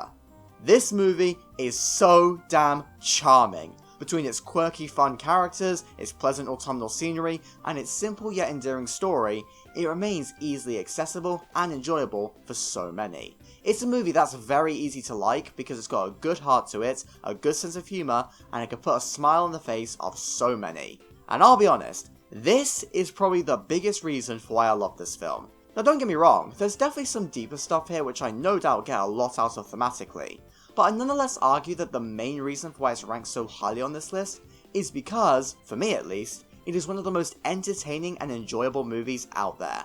I have rewatched it many times because it's one of the most perfect examples of a comfort movie for me. It's like a warm blanket on a cold autumn evening, and it's one which I'm always happy to return to. Every part of this movie just delights me in some way or another, and it lightens up my world even in the darkest of times. It's got a great cast of characters from the witty Badger, to the lovable Kylie, to the refined gentleman that is Christopherson, to Willem Dafoe as the wisecracking southern rat, which is probably the greatest thing ever. And the film is consistently hilarious throughout, thanks to its many quotable lines and goofy moments. And it's just a perfect distillation of Wes Anderson's snappy sense of humour, and it also blends a great script with visual comedy super well. But it does also know when to scale back the jokes in order to focus on its important character moments. It's a really fun ride of a film, but one which has depth with things to think about, which I'll discuss more later. But alongside that, its visual aesthetic is marvellous, as you can guess from Wes Anderson. This was his first proper foray into the animated medium, and he just knocked it out of the park. Stop motion is just such a natural fit for a director like Anderson, who's so meticulous about every detail. And so, this film slots in seamlessly into Anderson's filmography. In fact, it arguably changed his style of filmmaking forever, as every Anderson film after Fantastic Mr. Fox has felt more animated in a way. It's as if nowadays, he's trying to recapture the style of stop motion movies, but in live action, and that's why his current films feel so visually unique. Man, I just love Anderson as a director, he's so cool and distinct. And alongside the visuals, the music here is also excellent. Now, I have no idea whether Wes Anderson's best score belongs to this or the Grand Budapest Hotel, but what I do know is that the score for both films slap and adds so much to many scenes. I listen to various tunes from Fantastic Mr. Fox a lot because they're really pleasant and fit the tone of the film really well. And speaking of music, all of the classic 50s and 60s needle drops also fit this movie surprisingly well. Like, I just can't imagine this film without the tracks from the Beach Boys or Bobby Fuller 4 and whatnot. I never would have guessed that these tunes would fit this story, but after listening to how it was used, it just works. In fact, the film as a whole takes a lot of surprising creative decisions, which I'm shocked work as well as they do. And the reasons for why these creative decisions surprise me is because this film simultaneously deviates from the original book so much, yet still feels authentic to it. Although I didn't always have this opinion. The truth is, I was a massive fan of the classic Roald Dahl children's stories back in my youth. and so I've naturally watched pretty much all of the film adaptations that came from these stories. Yet because I have such a connection to these books, I'm probably a little bit harsher on some of the adaptations which deviated from the original story somewhat. It's one reason for why I prefer the more direct Tim Burton adaptation of Charlie and the Chocolate Factory over the 70s version which took some creative liberties which I wasn't a big fan of. This means that, because of how different Wes Anderson's movie is from the book that it's adapting, I used to not love this film very much because it was unfaithful. But then, over the years, I came back to this film and found myself loving it more on its own merits, thanks to how fun, vibrant and exciting it is. But then, I reread the original book, and realised that the film really wasn't as unfaithful as I thought. The thing is, the original book is practically a short story, with a very thin plot. This means that the film was always going to be forced to take some creative liberties in order to extend the story to a feature length. But this film makes extensions which still retain the original narrative without feeling like the story is being padded out. An example of this can be seen through how the end of the original book was used as a way to mark the halfway point of the film. This means that everything after the book's original ending just feels like the natural consequence of what's happened before. It feels like this is how the story would go if it continued past where the original book wrapped up. But everything that the book was trying to say about rising up in spite of adversity and oppression is still intact within this film. It's just shown through a different climax later on, which works just as well. But it's not just the narrative deviations which work surprisingly well within this film, but also the casting. The thing is, the book is a very English book. It's a story about farmers getting annoyed by a fox after all. That's so English, and many of the environments within the film were inspired by the English countryside. Yet despite that background, basically all of the animals are played by American actors, most notably George Clooney and Meryl Streep. These two are playing the leads of the film, yet neither actor is even trying to be English. They are acting like exactly how they would do normally. Meanwhile, the main British faces within this film are all exclusive to the farmers. Now, considering how much I hate Americanization, you would probably think that I would hate this casting decision, yet I surprisingly don't. First of all, the different nationalities of the actors kinda works in this film's favour, as the American animals feel like they belong in a different world to the British humans. It's kinda similar to what Isle of Dogs did with the different languages, only a lot more subtle. But the other reason for why this casting works for me is because the actors that Wes chose just fit the characters perfectly. Not only does the cast feature some of his usual mainstays like Bill Murray and Jason Schwartzman, who naturally respond well to his style of writing, but Clooney just fits the wisecracking Mr. Fox to a T. He brings the character so much wit and energy to the point that I can't imagine Mr. Fox without his voice. Whenever I read the book, I always imagine Clooney saying the lines, because it just works. And Meryl Streep also works well here, because she's often been referred to as having that kind of pleasant mum voice, so that naturally fits Mrs. Fox. However, she does still have a bit of an edge to her, and her energy matches Clooney really well. I buy their chemistry and connection from the first scene with the pair, as they feel different, yet so well tied together, and the relationship just felt authentic. I don't know why Wes thought that these actors were a good choice for this film, but it was nonetheless a damn good call. It was a risky decision which could have lost some of the book's identity, but it nonetheless fit so well. But I think that the ultimate reason for why this film feels faithful to the book is because Wes Anderson and Roald Dahl are a lot more similar in their writing style than I initially gave them credit for. Both of them have a good wit to them with a quirky sense of humour. They balance out absurdist ideas and weird characters with plenty of simpler emotions which help to anchor the story down. And I'll be honest, if you gave me lines of dialogue that both men had written, I think I'd struggle to figure out who wrote what because they're surprisingly similar. There are moments within this film where I heard a line and assumed that it came directly from Dahl's original story. And then I looked at the book and realised that it didn't come from there, and instead came straight from Wes. The main example that I point to is when Badger is describing the farmers, and he describes Bean as being, and I quote, as skinny as a pencil, as smart as a whip, and possibly the scariest man currently living. To me, that sounds so much like a Dahl line, but in reality, the line that Dahl wrote was, he was as thin as a pencil and the cleverest of all. Wes read that line, expanded upon it, and still made it fit within the Dahl world. And I think that perfectly exemplifies how the whole movie was handled. It's different from the book, no doubt, but it still fits with what Dahl was going for, whilst also working in the cinematic medium. Now, I know full well that if Dahl was alive to see this movie, he would have absolutely hated it, but that doesn't stop me from nonetheless enjoying this film and appreciating its unique adaptational qualities. And as a Dahl fan, it's only natural that that plays a factor into why I love this film so much. And I can also safely say that I welcome even more Dahl adaptations from Wes. The Henry Sugar collection was brilliant, and I'd love to see more just like it. However, with all of this praise that I've been giving to Dahl, I think I need to confess something.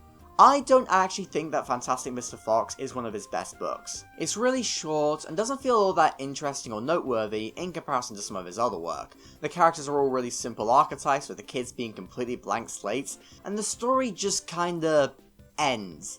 I mean, yeah, it's fun to have the farmers rob blinds while they sit around the hole none the wiser, but it still feels a bit anticlimactic. And so, as you can probably guess, I think that this film is far superior to the book. Maybe that's sacrilegious to say for some, but I don't care. All of the expansions that the film made to the story were absolutely for the better. The film gave depth to the characters, it had a much clearer narrative with a more satisfying conclusion, and I just got a lot more out of it. The book is really forgettable when paired alongside Charlie or the BFG or Matilda, but the film always stands out because it's an entertaining ride with a great story that changes and builds over the runtime. It starts out with very simple heists, but gradually, Mr. Fox's antics make things worse for the characters. Even when it seems like things are getting better, their hope is ripped away. But the characters keep pushing forward in spite of that, which thus leads to a really exciting, satisfying climax where we can see how they've grown and developed. And the film also has so many great setups and payoffs.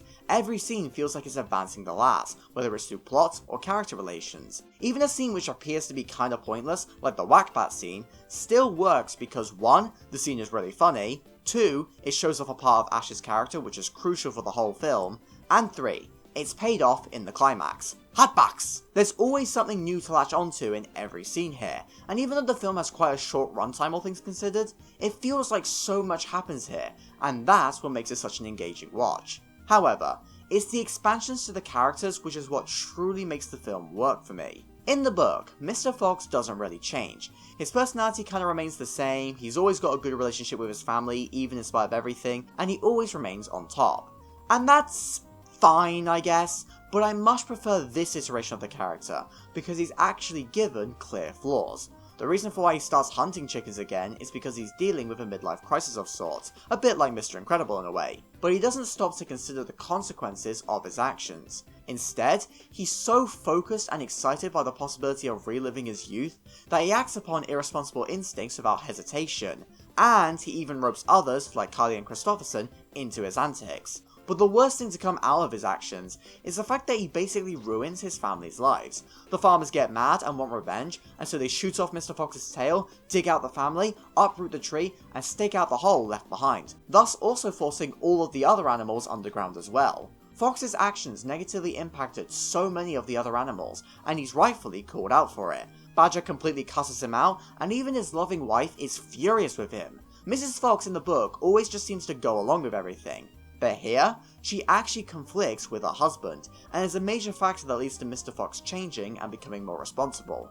However, I like how at the same time, Mr. Fox remains sympathetic within the story. Once again, just like with Mr. Incredible, we understand why Mr. Fox has the desire to relive his past.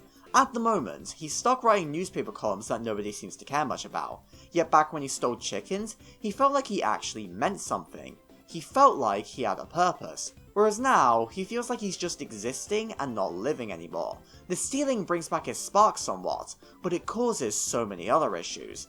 That's why it's so satisfying when he's eventually able to do good once again after he steals from right under the farmers' noses in order to feed the community. He's once again got a purpose, and isn't just stealing for the love of the game. He's doing it for a reason that makes him feel more responsible. But then it's all ripped away when the flint mine is flooded, and at this point, Mr. Fox basically gives up, and is willing to sacrifice himself to the farmers in order to save everyone else. Side note, but I fucking love this shot by the waterfall. It is so gorgeous yet melancholic, and the use of the silhouette strangely enough makes Mr. Fox in his current struggles feel more human, because, without the tail, Mr. Fox seems more humanoid within his silhouette, and this therefore shows how relatable his feelings are to us, the humans, who are watching this film. I don't know, this is just something that I picked up on during my latest viewings. However, once Mr. Fox gets the opportunity to save Christopherson, He fully understands his purpose in life. He didn't make enough of an effort to be a great family man before, but now he's going to put in that effort in order to save his nephew. His new purpose is different from the past, but that doesn't make it any worse. Instead, he's moving on through life to new goals. And strangely enough, this thematic read of the film fits surprisingly well with the wolf scene. Now, the wolf scene is a frequently debated moment from this film. After Mr. Fox's phobia of wolves was brought up a few times within the story, we finally get to see one in person in this rather low-key scene which contrasts heavily with the action that just came before. It isn't explicitly clear what the scene's purpose is, but Wes Anderson has gone on to say that it's the most important scene of the whole movie, and is the reason for why he made it. Now, there's obviously no right or wrong way to read into this scene, but I personally saw this moment as a representation of Mr. Fox's character arc. He steals chickens because it gives him a purpose in life, and he fears the idea of living without purpose, and that's why he has a phobia of wolves. In this world, the wolf is a wild animal, which contrasts with the main characters who are all anthropomorphic, and I imagine that Fox sees wild animals like the wolf as creatures who live without purpose. That's why when Mrs. Fox questions why he lied to her, he responds by saying, because I'm a wild animal. This is his way of saying that he has no excuse or reason. He associates wild animals as animals living without purpose, just like he did when he went behind his family's back and stole chickens just for the quick buzz that it gave him. But once he confronts the wolf, he grows an appreciation and respect for it. He can't directly communicate with it, but through the simple action of raising a paw, he's able to understand it, and eventually comments that it's actually a beautiful creature. This is essentially Mr. Fox embracing his wildness and accepting the fact that he doesn't need to have as much of a purpose in life as he believed. He doesn't need everyone to think of him as the quote-unquote fantastic Mr. Fox. All he needs is to be a strong presence within his family. His wife, his son, his nephew, and his best man. Helping them is his purpose. But otherwise, he doesn't need to be afraid of being an insignificant wild animal within nature. He means something to others, and now he's recognised that fact. You don't have to agree with this reading, but it's one that I personally really like as I think it ties in nicely with the rest of this film, and it also links in well to the ending. Now, I respect this film a lot for giving us an imperfect ending, which still remains satisfying. Yes, the farmers got away unscathed, and the animals are still underground, but they're really making the most of their situation, and are actually enjoying themselves. They started up their own little community, and Mr. Fox has discovered a supermarket which will keep them happy and fed. Mr. Fox started the movie not wanting to live in a hole anymore, but he ends the movie still in a hole, but now he's happy and content with it. And that's what's ultimately satisfying about this ending. Oh, and this movie is one of the few films where I actually love the end of movie dance party. Not only does Let Her Dance by Bobby Fuller slap and fit the film so well, but this dance scene just feels earned, especially after the earlier dance scenes within the film. So yeah, I find Mr. Fox's arc really compelling to watch, and that, alongside the constantly evolving plot, is what helps to keep me engaged. However, whilst all of these factors help to make this film one that I love watching and revisiting, they wouldn't make this movie one of my all-time favourites on their own. The reason for why I have such a personal connection to this film isn't because of Mr. Fox's arc, or because of my love for Wes Anderson or Roald Dahl. In fact, what I'm going to talk about is actually unique to this film. Instead, I love it because of Ash. And no, I'm not just saying that because I'm a big Jason Schwartzman stan. A Schwartz stan, if you will. Although his performance does make this character really funny. But instead, it's because he's one of the most relatable characters for me, and he's the main reason for why I get so emotionally invested within many parts of this film. Ash is literally me in more ways than one. Now, I know I've said this about so many other characters on this list, from Lilo to Brightbill to Vanellope, but Ash is very autism coded. I mean, the whole movie constantly mentions the fact that he's different, which is a line that I always saw as a parallel to neurodivergence. But there's something about Ash specifically that I just connected to, even more than some of those other examples that I pointed towards. Now, it could be that Jason Schwartzman just matches my energy so I see myself in the character's general mannerisms, but even outside of that, I just found myself really endeared to him. Even when he's acting like a bit of an arsehole to Christopherson, I can't bring myself to dislike him because I understand him, as he's a character who's just frustrated about life and his place in it. Others perceive him as different, but he doesn't want to be. He wants to fit in and wants to be as good as his dad. He's jealous when Christopherson seems to be better at him at everything, and so he lashes out and acts like a dick. He makes reckless decisions to try and impress his father, and that just makes things worse. He's stuck in a cycle of trying to be someone he's not, and he gets frustrated when things don't work out for him.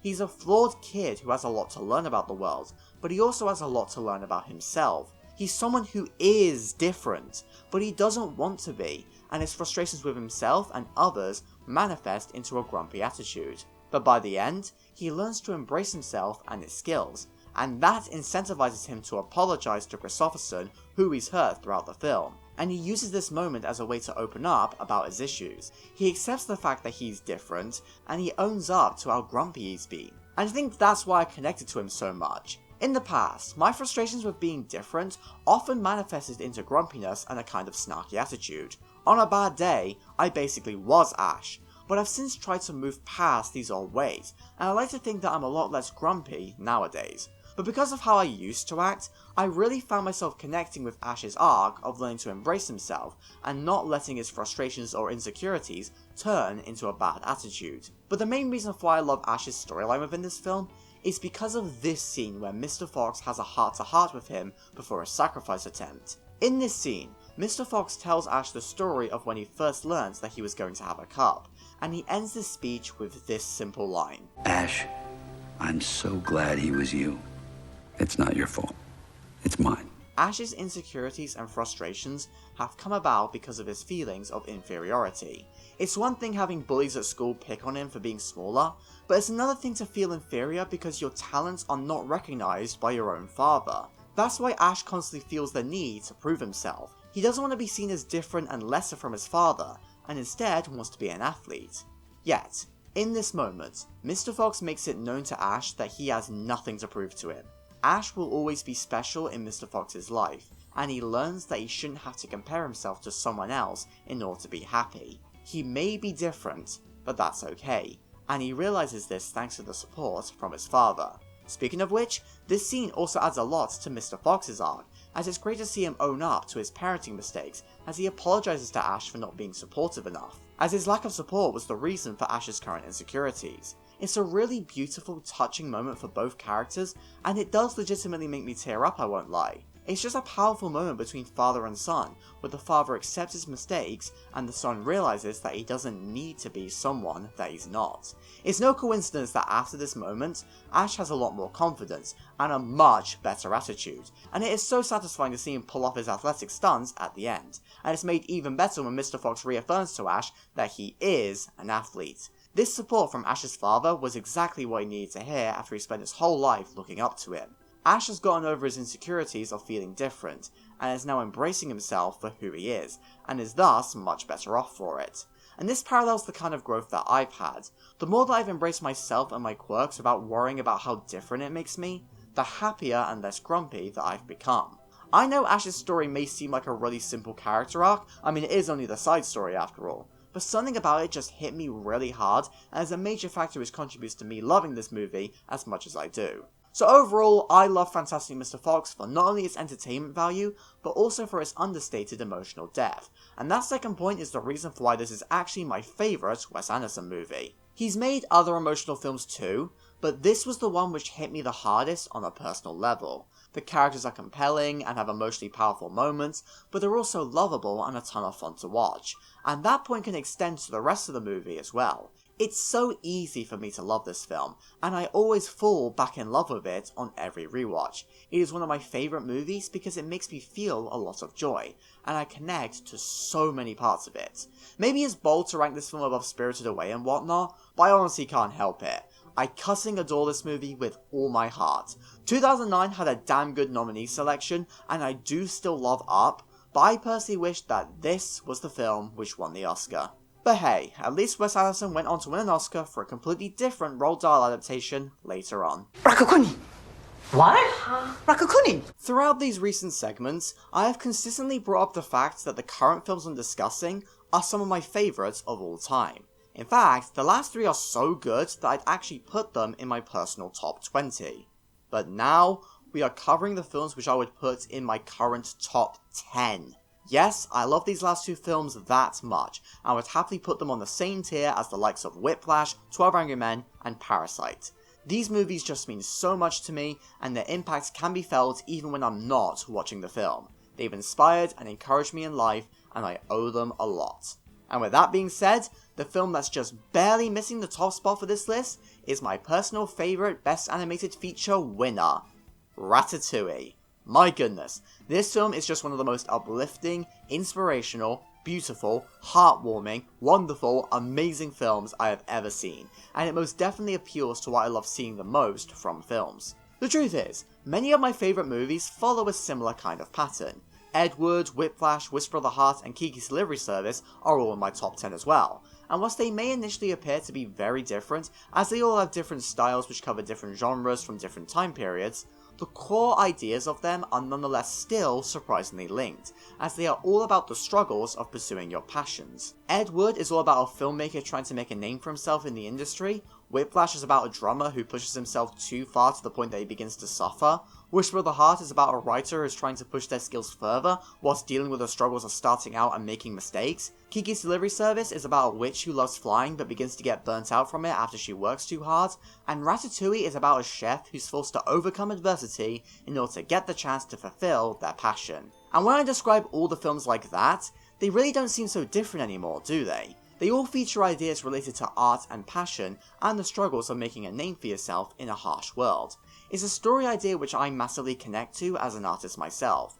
I want to make my own films in the future, but I know it's not going to be an easy task. I am going to face adversity and challenges, and so I value these stories which have come around at the perfect time for me, and have acted as a way to keep me humbled to make sure that I don't overdo things, while simultaneously still working as a wonderful source of inspiration for me. Now, I could go on all day about why I love Ed Wood or Whiplash, but that's not what you're here for. Instead, I'm going to focus my attention on Ratatouille, and why the themes and ideas for this movie specifically mean so much to me. Well, I'd say that right off the bat, one reason for why a creative such as myself finds it so easy to connect with this movie is because it perfectly understands the joy that art and creativity can bring to an individual. And this is represented through the character of Remy, the joyful little rat chef whose enthusiasm for the culinary arts is just infectious.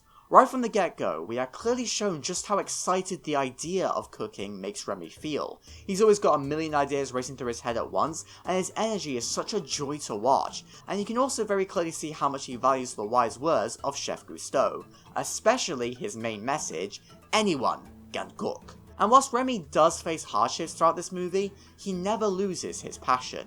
We always see the joy that it brings him, and that's fully expressed within his clear talent for the art. And even when he's faced with the hardships and stresses that the industry brings, he still has a desire to come back and carry on. The film doesn't sugarcoat these stresses, in fact it's a large cause for conflicts which nearly ruins everything for Remy after it leads to him falling out with and betraying Linguini, but the film nonetheless still ends on a really hopeful note. He's able to make up for his past mistakes and fulfills his dream in spite of the hardships. Whilst in reality, there will be many aspiring artists who won't see the same level of success and happiness as Remy, it is nonetheless still really lovely and inspiring to see a hopeful story about an artist like this. A story which shows that passion for art is a good thing which you should embrace. And because Remy's passion is so infectious, it is so easy to connect to him as a character and see yourself in him. And not only is his passion clearly shown through his mannerisms and Patton Oswalt's electric performance, but it can also be seen vividly through Brad Bird's direction. For me, this is not only Brad Bird's best written film, but also his best directed. Not only does this film present the world from the rat's point of view excellently, but it also very clearly conveys passion on screen through the colour palette and the character's body language, but also through these little animated flourishes, like when Remy combines food together and we get to see how he feels. This is a genius piece of visual storytelling which conveys internal feelings in an easy to understand way. So yeah, I love Remy as the protagonist because of his unwavering passion. It makes him a great, inspiring figure to follow, but I also love seeing the ways that his goals changed over time. At the start, all he wanted to do was cook, but after he achieved that goal, he realised what he truly wanted. He didn't just want to make food, he wanted to truly add something to this world. That's what would satisfy him. He wants to bring something different and unique in order to let his own personal voice stand out. And I think that's the ideology that I ultimately connect with. It's exactly what I want to do too.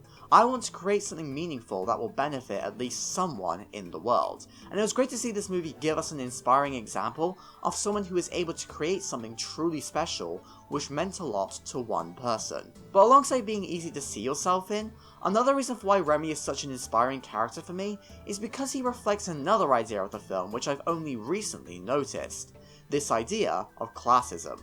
You see, because Remy is a rat, he's looked down on in society. It's harder for him to achieve his dream because everyone wants him out of the kitchen, which thus reflects how it's harder for working class people to break out of the cycle of poverty. And alongside Remy, Linguini also works well with this theme, as it's clear that he's also not the most well off and is also looked down on by the kitchen staff, who see him as nothing more than the garbage boy. It's only after the characters work together that they are able to surprise everyone with the soup and other special orders, and that allows them to make a name for themselves. Even though Linguini has no cooking talent, he benefits after he shows kindness to someone in a similar position to him, and the pair work together in order to make a better living for themselves. But more than anything, what this film does show its audience is that it is possible to make a difference, no matter where you come from. Remy is literally a rat, but that doesn't stop him from becoming the best chef in France, because anyone can cook. This film is inspiring because it encourages its audience to pursue their passions and not let their background dictate how they live.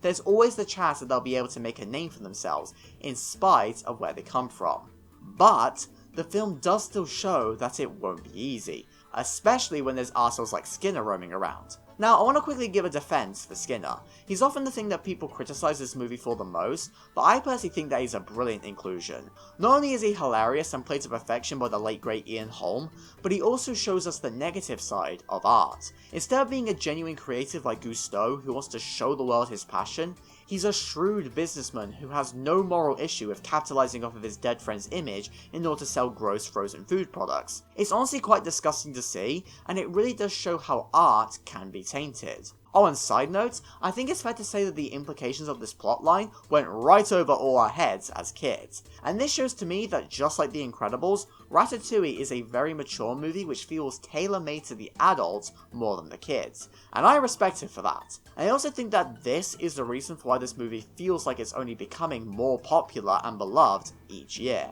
as all the kids who grew up with it are now revisiting it as adults and are finally realizing how amazing this film truly is. But anyway, that's an unrelated point. Back to Skinner.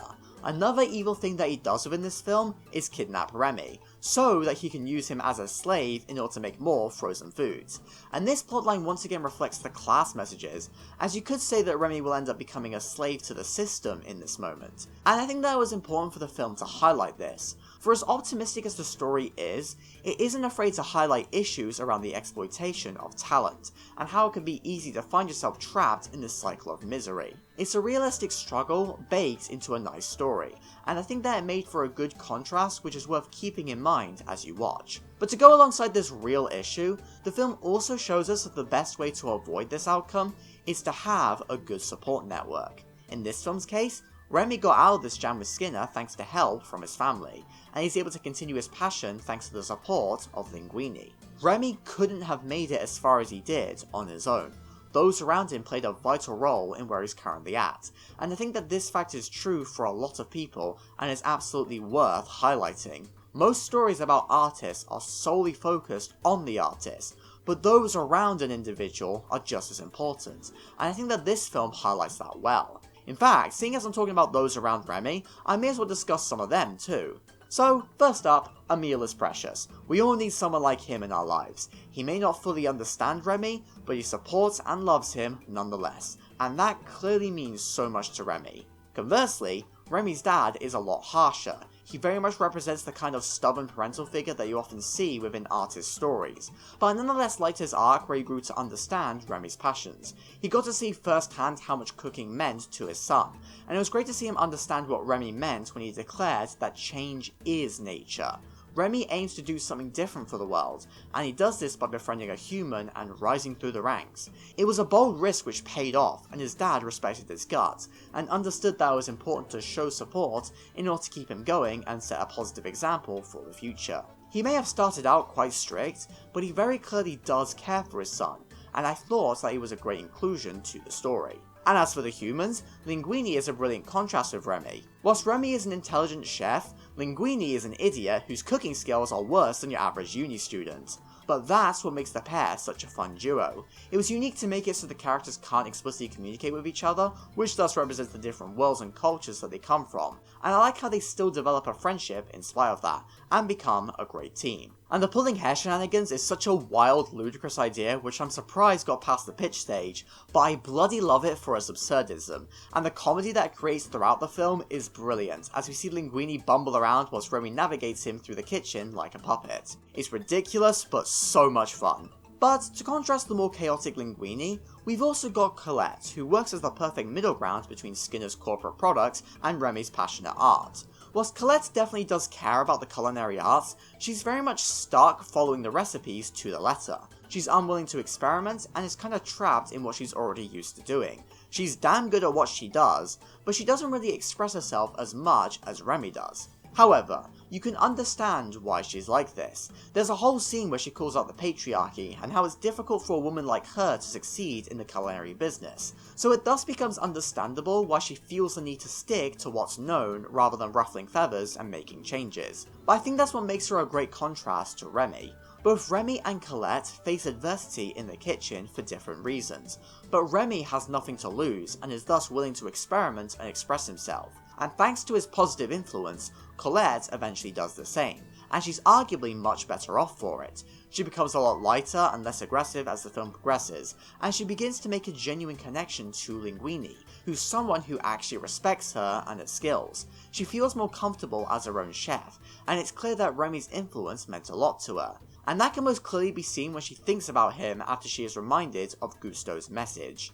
Anyone can cook. So yeah, all these characters are great, they're really nice to vibe with, and they help to make the film super entertaining and engaging. But it's also great to see the ways that they help each other. Whilst there's definitely conflict which occurs between them after stress reaches a boiling point and tempers flare, they nonetheless stand at each other's side by the end, whilst the rest of the world turns its back on something it doesn't quite understand just yet. And because they helped each other, they are able to make a difference and succeed. And, most importantly, they win the heart of Ego. Anton Ego is one of the most fascinating Pixar characters for me. He appears on the surface to be nothing more than a ruthless food critic who you could say acts as the film's final boss in a way. But in reality, he's actually the source of the emotional core of the movie. He's initially presented as a cynical food critic whose beliefs directly oppose Gusteau's, as can be seen in the opening where he disagrees with Gusteau's "anyone can cook" message. Yet, this film then acts as a direct response to that comment, as it presents a character who initially came from nothing, yet shocked the world through his passion and talent. A talent which Ego got to experience and appreciate firsthand at the end of the movie through Remy's dish. And how does he react to this dish?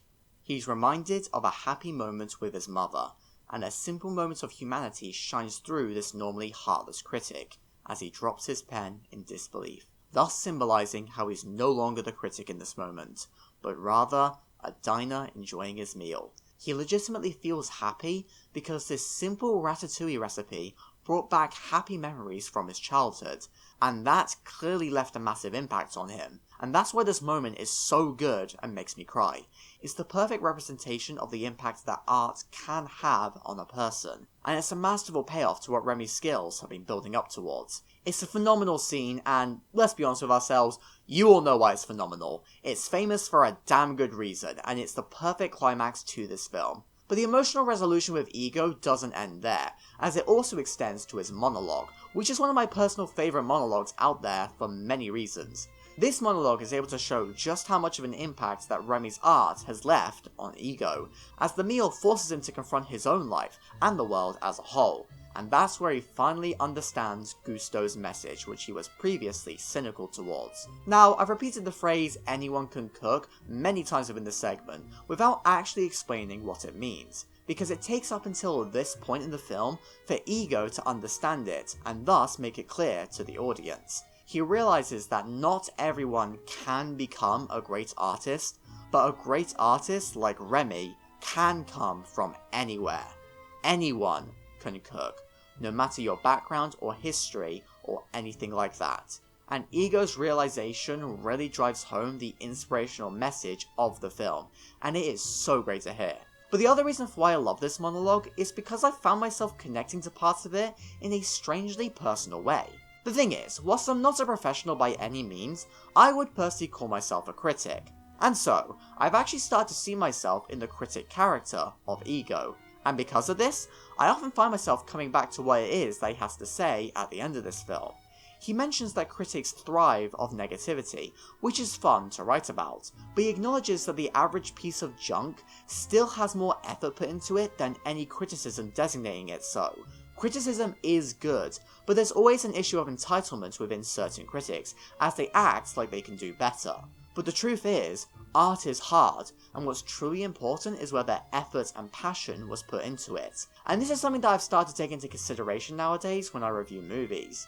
I know firsthand that making movies is hard, and so I think that it's important for us to respect the craftsmen who go to the efforts to make art, even if it's art that you dislike, because even something like Disaster Movie has more effort put into it than my own half-star review. Ego's speech is a powerful one, which needs to be heard by more critics, I feel.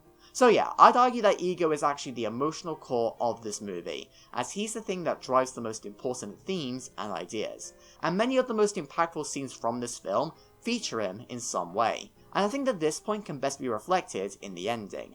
I've obviously mentioned many times that I find this whole film immensely uplifting and joyful, but I think it's ultimately the ending that represents this the best. We finally get to see Remy, Linguini and Colette open up their own restaurant, together as a unit, and they're all living their best lives and fulfilling their passions. And we also get to see Ego as one of the guests there, who's very clearly been changed for the better, as he's happier and eating more, as he's found a chef who he loves and respects. And then he ends the movie by delivering two simple words, which encourages Remy and all artists. Surprise me! Oh, this movie's so peak, and this line makes me cry happy tears every time.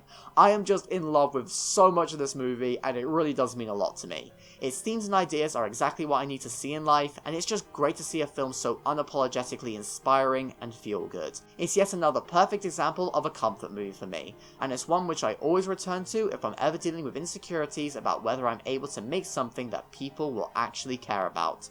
This movie shows me that yes, people will care. Hold on to your passions, be around those who encourage and inspire you to go further, and you can make that change. And if you're a critic rather than an artist, you have the power to provide that inspiration onto others. So keep that in mind.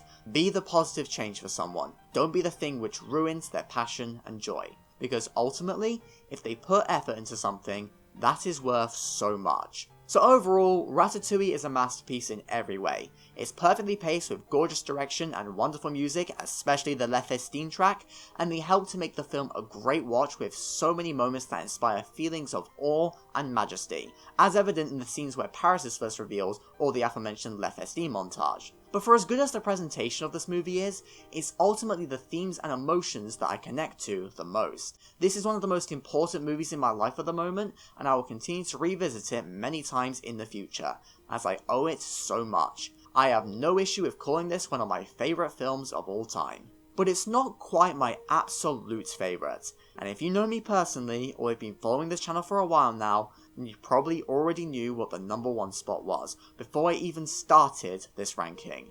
But if you're new here, then strap in. I already mentioned that Ratatouille was one of my top 10 favourite films of all time, but let's go one step further. There's only one film left for me to talk about, and it is not only my favourite film to ever be nominated for Best Animated Feature, but it is also my favourite movie of all time. Puss in Boots: The Last Wish has been my favourite film since pretty much when I first watched it. I loved it at my first viewing, and I couldn't stop myself from revisiting it at the cinema. And these constant revisits that were so close to each other were what made me realise that yeah, this is my favourite movie. It's one I still constantly rewatch every couple of months, and I always feel the same level of joy towards it as I did on my first few viewings. It's a film where, simply put, I just adore literally everything about it.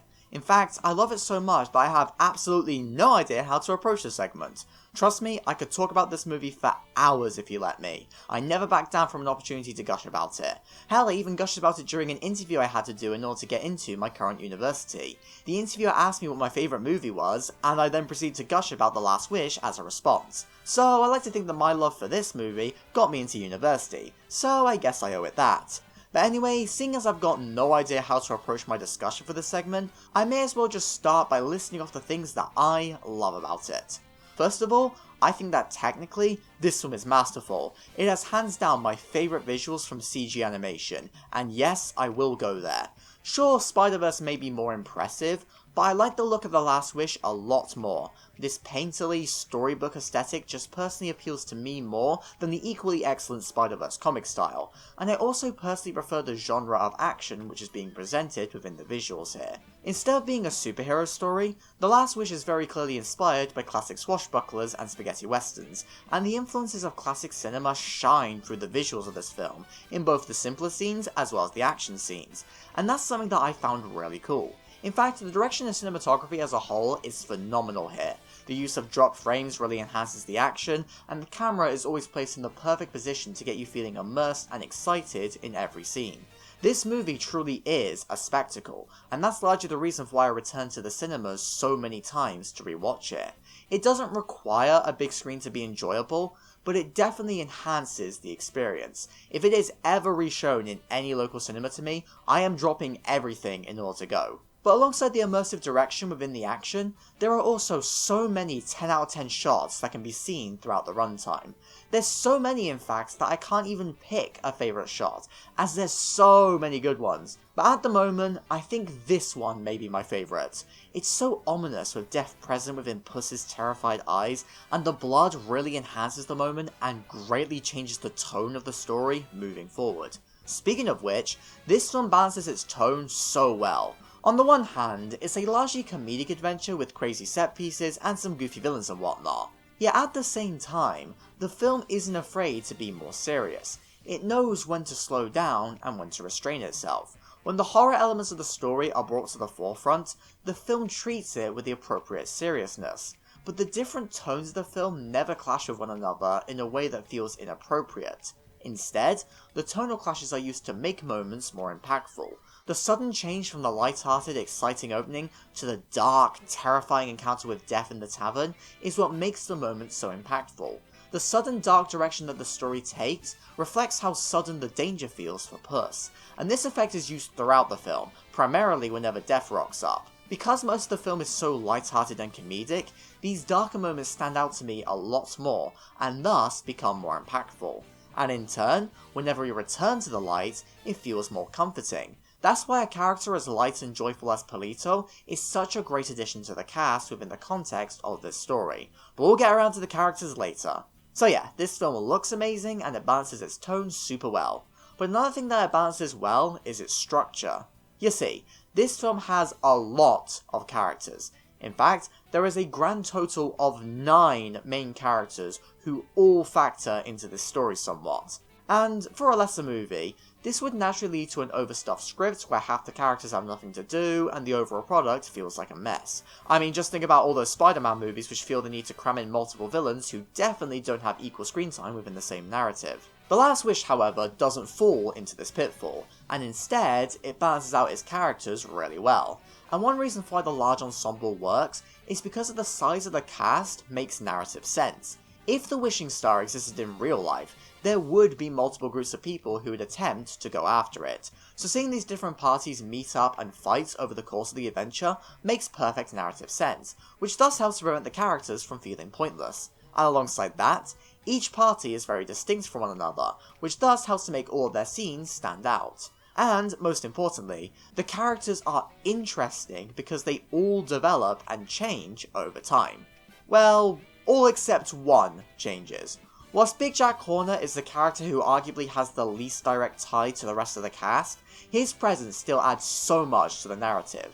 Not only does he add a lot of stakes to the story due to the fact that he is ruthless, and if he gets the wish, then everyone is doomed, but more importantly, he also just provides the film with a lot of its best comedic moments. There is a damn good reason for why Jack Horner became the king of the memes for a good while. He is such a fun villain, and a real breath of fresh air within an era which gave us villains who avoided being as unapologetically evil as they used to be. Big Jack Horner calls back to the days of the classic Disney villain, and that was so much fun to see here. But this pure evil personality contrasts really well with the other villain party on this quest, Goldilocks and the Three Bears. Whilst this family does act as antagonistic figures towards our protagonists, they are a hell of a lot more sympathetic. They have their own goals for the wish, which are a lot less destructive than Jack's, and whilst their goals do clash with Puss's, we nonetheless grow to care for them as their own characters. The film takes the time to actually focus on them and their family journey, so that you can get a clear idea of their struggles and developments. And the family journey that is shown with them is honestly really heartwarming. Now, I've made it no secret within this ranking that I love the found family trope, and this plotline with Goldie is honestly one of my favourite examples of it. I love the fact that this film shows us how this family came to be, and how the bears immediately knew that Goldie made their lives better. It's a really touching backstory for them, which always brings a tear to my eye. But I also love how we get to see how truly strong their family bond is throughout the runtime. The characters all have great chemistry with one another, and they just feel like a natural family, even though one of the characters is from a different species.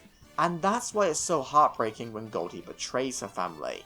And she did this because she still feels out of place amongst them, even after everything that they did for her. She can't look past the fact that she's physically different from those who care for her the most, and so she can't appreciate what she has. It's upsetting to see, but I think the real emotional kicker from this scene comes from Mama Bear's response to this betrayal, and how, despite being hurt by Goldie's comment, she still makes the effort to get her the wish, because she always wants her daughter to be happy. She had every right to turn her back on the one who betrayed her in this moment, but Mama Bear will always have that motherly care for Goldie, and that's just beautiful to see. And it's this familial kindness which is arguably what helps Goldie to realise that yes, she does have a family who cares for her, even if they are from a different species. Now, I've heard some people say that this storyline is the weakest part of this movie, as yeah, you can very easily predict how it's gonna go. But personally, I still love it as its heart is strong and the emotions worked for me. Plus, I think that Mama choosing to help Goldie at the end made for a nice subversion to what I expected, and it was a great way to fuel Goldie's arc. So yeah, I love this storyline with the bears. It gives depth to the characters and makes them so much more than one-note antagonists who would normally just blend together with Jack Horner. But instead, they're given a sympathetic storyline which helps them to stand out from the pure evil yet entertaining villain. Although, with that said, the bears are still really entertaining on their own merits. I want to meet the person who decided to turn Goldilocks and the Three Bears into a British crime family, just so I can give them a personal handshake showing my appreciation, because my goodness, it was such a funny idea which paid off wonderfully. You know how much I appreciate Britishness within movies, and the bears represented this amazingly. They are so unapologetically British with a great Cockney edge, and oh man, I love them. I also love how they cast British legends like Ray Winstone and Olivia Colman to play some of these parts. Their presence truly enhanced the characters, and I got so many laughs out of them, arguably just as many as I did from Jack. In fact, the film as a whole is just hysterical. I have watched this movie so many times, yet the number of moments which make me laugh out loud are still in the double digits. The film's humour is the right kind of absurdist for my taste, the character chemistry and line deliveries are brilliant, and there's even a great bit of darker humour thrown in, just like in the good old days with the early Shrek movies. And speaking of Shrek, I do really love how this film simultaneously fits seamlessly into the Shrek world, whilst also standing out as its own thing. It fits in because of its fairy tale subversions, but it also stands out thanks to its aforementioned spaghetti western swashbuckling adventure influences.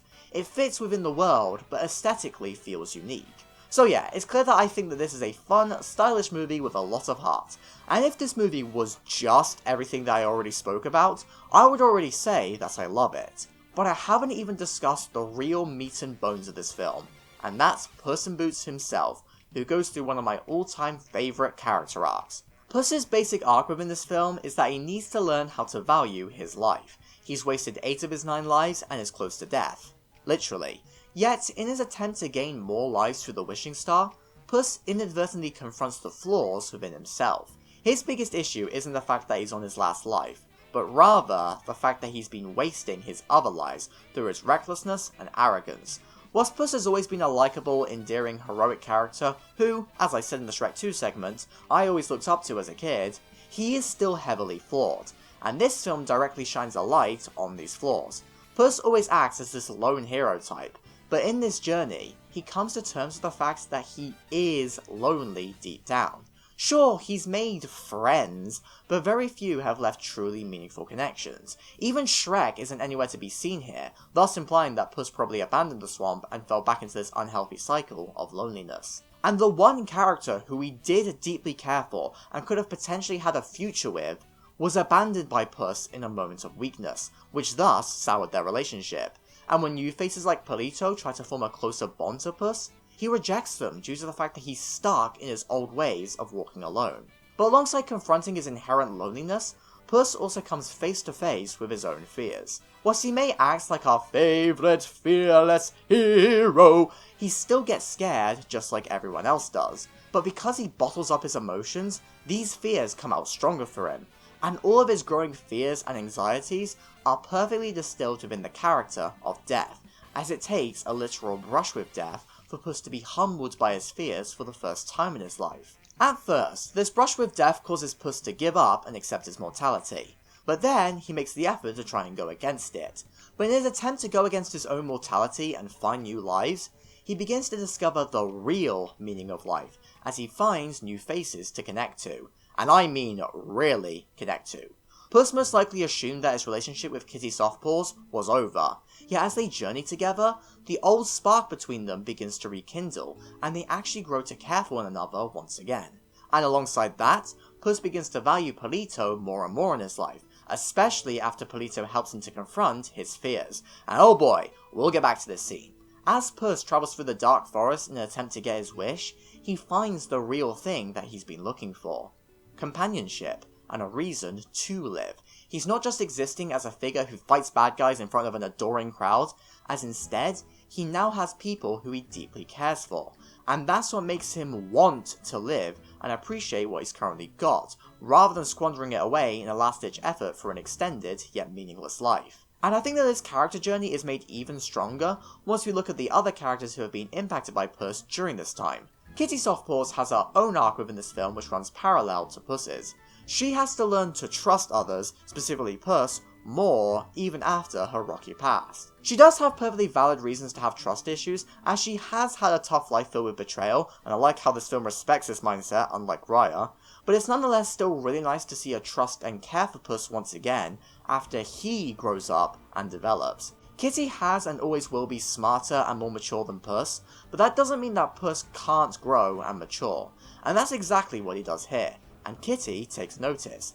And because Kitty notices Puss's changes, we as the audience can also appreciate his growth, and that's what makes it satisfying when Kitty is willing to befriend Puss once again, as she trusts this new version of him. But that's also what makes it so heartbreaking when she thinks that Puss betrays her at the end. In reality, Puss was afraid in this moment, just like he was at Santa Coloma, and that's why he ran away and abandoned Kitty. But Kitty can't help but get angry at him again. She thought that she could trust him, yet Puss can't even open up to her about his struggles. He's still acting like the loner, which thus implies that he's incapable of change, as he's just relapsed from all of his development. But we as the audience know that Puss can change. We've seen it happen over the course of this film, and we understand why he relapsed. But it's a hard situation for Kitty, who thought that she and Puss were close enough that they could actually be honest and open with each other.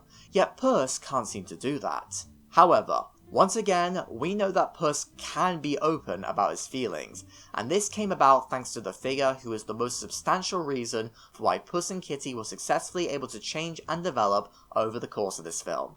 And that figure is my boy, Perito. This dog is one of my favourite characters of all time. Which is funny to say, because I really did think that he would be super annoying based off of the trailer, but he really isn't. I mean, he's annoying for the characters, but to the audience, he's the most wholesome, lovable ray of sunshine ever, and I will die for him. If you somehow don't like him, I would do something very bad, but I know that's not what Perito would want, so instead I'll just respectfully disagree.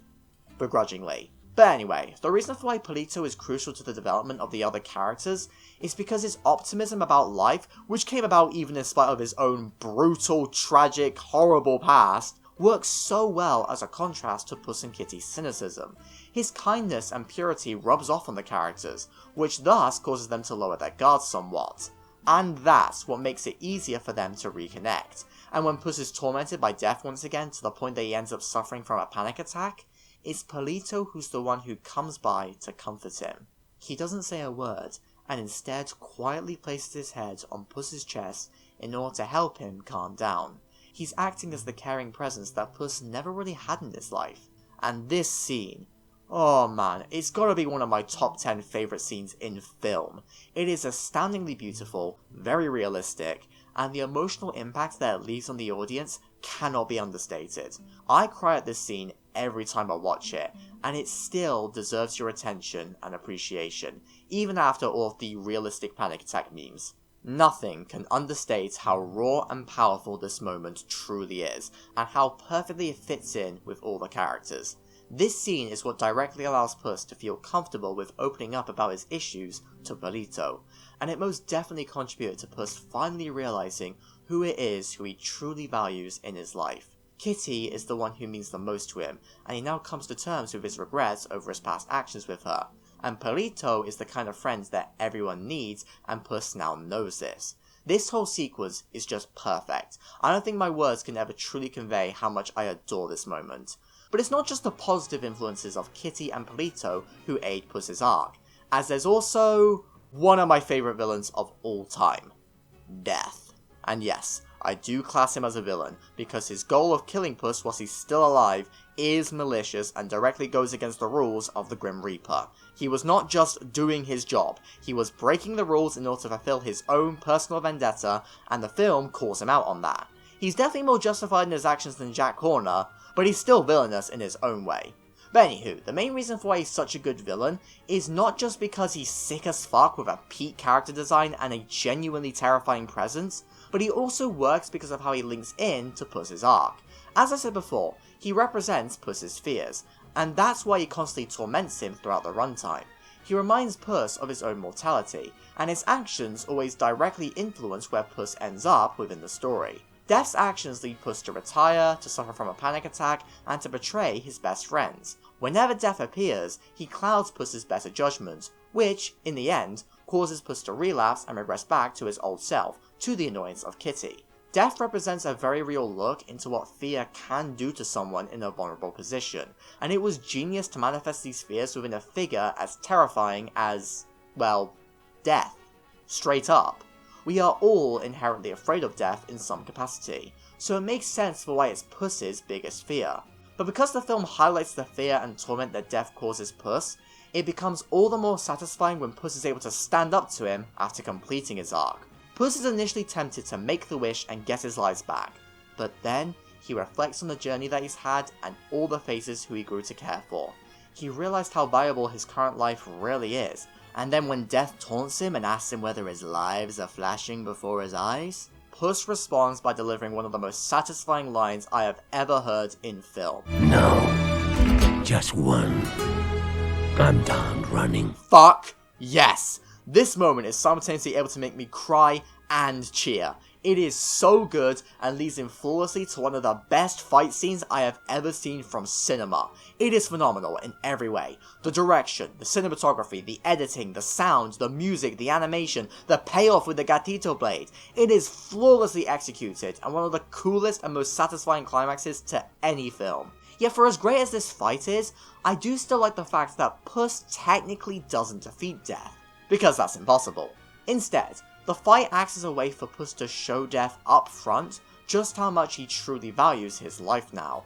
And once Death realizes this, he leaves. There's still a lingering fear present within Puss, but there's also a greater acceptance at the same time, as now Puss is ready to accept Death, but only after he's fought to live a fulfilling, worthy life beforehand. And all of this makes for such a great conclusion to a fantastic arc, which doesn't undercut Death's threat within the story. And this growth for Puss allows for team friendship to fully rekindle their bonds and for all the characters to be able to work together to take down the biggest evil who truly has no one in their life, unlike our leads who now have a reason to live.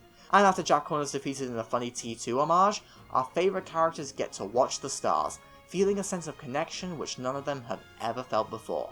Just like Goldie and the bears next to them, Puss, Kitty and Polito are a family who's much stronger together, and they are ready to live out their best life in the future. And man, it is just so precious and beautiful, and it represents why I adore the whole ending for this movie so much. The whole movie is amazing, don't get me wrong, but I think a large reason for the experience of watching it is always so good and satisfying for me is because the film knew how to stick the landing. All of its themes wrapped up in a way which was both satisfying and life-affirming, and this conclusion also helped to make the rest of this fun adventure feel like it had a real purpose and impact. And it also makes it great to rewatch this film in order to notice the subtle nuances related to Puss's character, and how he slowly changes over the runtime. So yeah, it's pretty clear through my constant gushing that I adore basically every aspect of this movie. That alone should make it clear to you why this is my favourite movie of all time. But the ultimate reason for this movie is my favourite is because it has impacted me personally more than any other movie that I can think of. It came about at just the right time in my life, a time where I wasn't really sure what I wanted to do with my life, and was thus worried that I would end up wasting it. And this film showed me that what truly matters more than anything else is the little victories and the connections that we make. It's okay to be afraid of death, but that doesn't make life any less worth living. This movie gave me a whole new outlook on life and death, and it really made me appreciate what I have. And thanks to characters like Polito, I've tried to look at things a lot more positively, and I can confirm that some of my long-term friends have noticed how I've become much less cynical in recent years, and I really think that this movie is the cause for that. A lot of the recent segments on this list have shown off how important and essential kindness is, and I think that Polito is the best distillation of this idea, and is the example who we should all follow. Look, all I'm saying is that in a world filled with big Jack Horners, please make the effort to be a bit more like Polito. That's the mindset that I try to follow. I ain't perfect, but I try anyway. But alongside these more explicit impacts, Puss in Boots: The Last Wish just represents everything that I could ever want from a film. There's action, suspense, drama, horror, comedy, adventure, gorgeous visuals, heart, emotion, depth, sincerity, rewatchability. It's truly the whole package. It masters so many different genres and tones all at once, and every aspect of the film just appeals to me in some way. I've said this a few times before on this list, but I really mean it here. This feels like a movie that's tailor-made for me, and in turn, it's become the movie which has truly made me realise that I want to make something like this. I want to create my own story which will impact someone else as much as this movie has impacted me. I've wanted to be a filmmaker ever since I was a kid, but this was the film which truly made me realise that yes, this is definitely something I want to do in the future. And if I ever make something that's a tenth as good as this film, I'll be satisfied. And so, I think that with everything I've just said, it should now be clearer why this film is my favourite. The impact that it has had on me cannot be understated, and every time I rewatch it, I always have a truly wonderful time. It's seriously an event every rewatch. For most movies, I may rewatch them once a year, but for The Last Wish, I have to rewatch it multiple times per year. I just love it that much. And shoutouts to the production crew who made this film. I love you all so much. I swear, all the behind the scenes stuff for this film just shows such a clear, earnest passion for this project, and it's just wonderful to see, and it helps me love this movie even more. And to think, this isn't even everything that I have to say about this film. I have actually skipped over so many of the great little details present here, and I've also simplified a lot of my points, and would thus love to expand upon them in the future. And so, I feel like now's the time to mention that yes, the full analysis on this movie that I promised all the way back in February 2023 is still going ahead. I've had to restart this project multiple times as I've always been unsure of how to approach it, but I think that I now finally know what I'm doing. And since I've now finished this mammoth ranking, I think it's about time that I finally crack on with this analysis. I want to be able to fully express my overwhelming feelings towards this movie, without fear of it being lost within a wider video. So consider this segment a warm-up for that bigger video, as basically everything that I mentioned here will be expanded upon further in the longer analysis. Whilst I think I got my points across well here, I nonetheless think that this film truly deserves a full breakdown from me, so look forward to that in the future. But for now, all you need to know is that Puss in Boots: The Last Wish is not only my favourite Best Animated Feature nominee, but also my favourite movie of all time. I'm not mad at Pinocchio for taking the Oscar over this though. That movie is still great at the end of the day. And with all of that said, I think it's about time that we finally wrap things up. Damn, I never thought I'd make it. There have been so many video ideas of mine which have never gotten off the ground, and for the longest time, I really assumed that this ranking would be cancelled before it even got started. Yet here we are, at the end of this very long journey. I set myself the daunting task of creating 104 detailed reviews for a wide variety of different films, and I somehow pulled it off. All on my own no less, and if you don't mind me bragging, I am damn proud of myself for completing it. Whilst I already know that I will look back on this ranking in the future and hate it, I am at least currently proud of the accomplishment. What can I say? I am always happy to talk about movies. It's my biggest love, and I wanted to share my opinions with the world. Good movies deserve your attention, and even bad or mediocre movies are worth discussing for their good elements or things to learn from. I know this ranking may have started out as a way for me to discuss Oscar nominees, but the truth is, I didn't make this video for the Oscars. I made it as a way to talk about animated movies. They are some of my favourite types of movies, and I wanted to express my love for them. And I think that this goal of mine became more and more clear as the ranking progressed, as by the end of it, I was just using this list as an excuse to gush about some of my favourite movies, and I wouldn't want it any other way. I really hope that this series gave you a new appreciation for some of these films, and helped you to realise the full potential that animation can bring to the table. It's a truly wonderful medium which is ready to be taken to the next step, and I will continue to champion the great films that come out of it. And that is why I can confirm that I will be returning to this ranking in future years to not only discuss any updated opinions on the films I've already covered, because there are some films which I definitely need to rewatch, but I will also be talking about all the new nominees that come out each year. It'll be fun to compare them to all of these films, and it'll be nice to spread some love to my favourites of the new batches. So look forward to my ranking of the 2026 nominees, which will be coming out in March after the winner is revealed. You'll get to hear me gush about K-pop Demon Hunters and Little Amelie. It'll be great. And as for the future of this channel, well, I'm obviously not going to do a singular ranking as big as this one, because this series seriously knocked everything out of me. But I would love to do something similar. People have asked whether I'm going to rank the best picture winners at some point, and I am definitely up for doing that in the future. But I'm just going to make sure that I split the ranking by decade in order to make things easier on myself. But yeah, I think that could be a fun way to continue the formula set up here.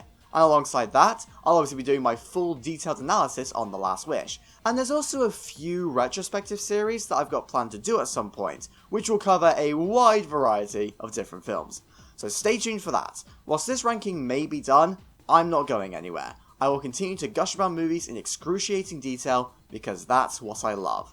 And with that said, thank you all so much for watching this ranking. Whether you've been watching since part 1 or you're only catching it now, thank you so much for your attention. It means a lot to know that my silly little opinions are being heard by others. Media literacy is very important, so I really hope that I've inspired you all to think and appreciate the artistic merit that these films can provide. Whether you agreed with my opinions or not, I appreciate your engagement. Thank you all so much for watching, and I hope to see you again in the future. Take care everyone, and thanks for stopping by.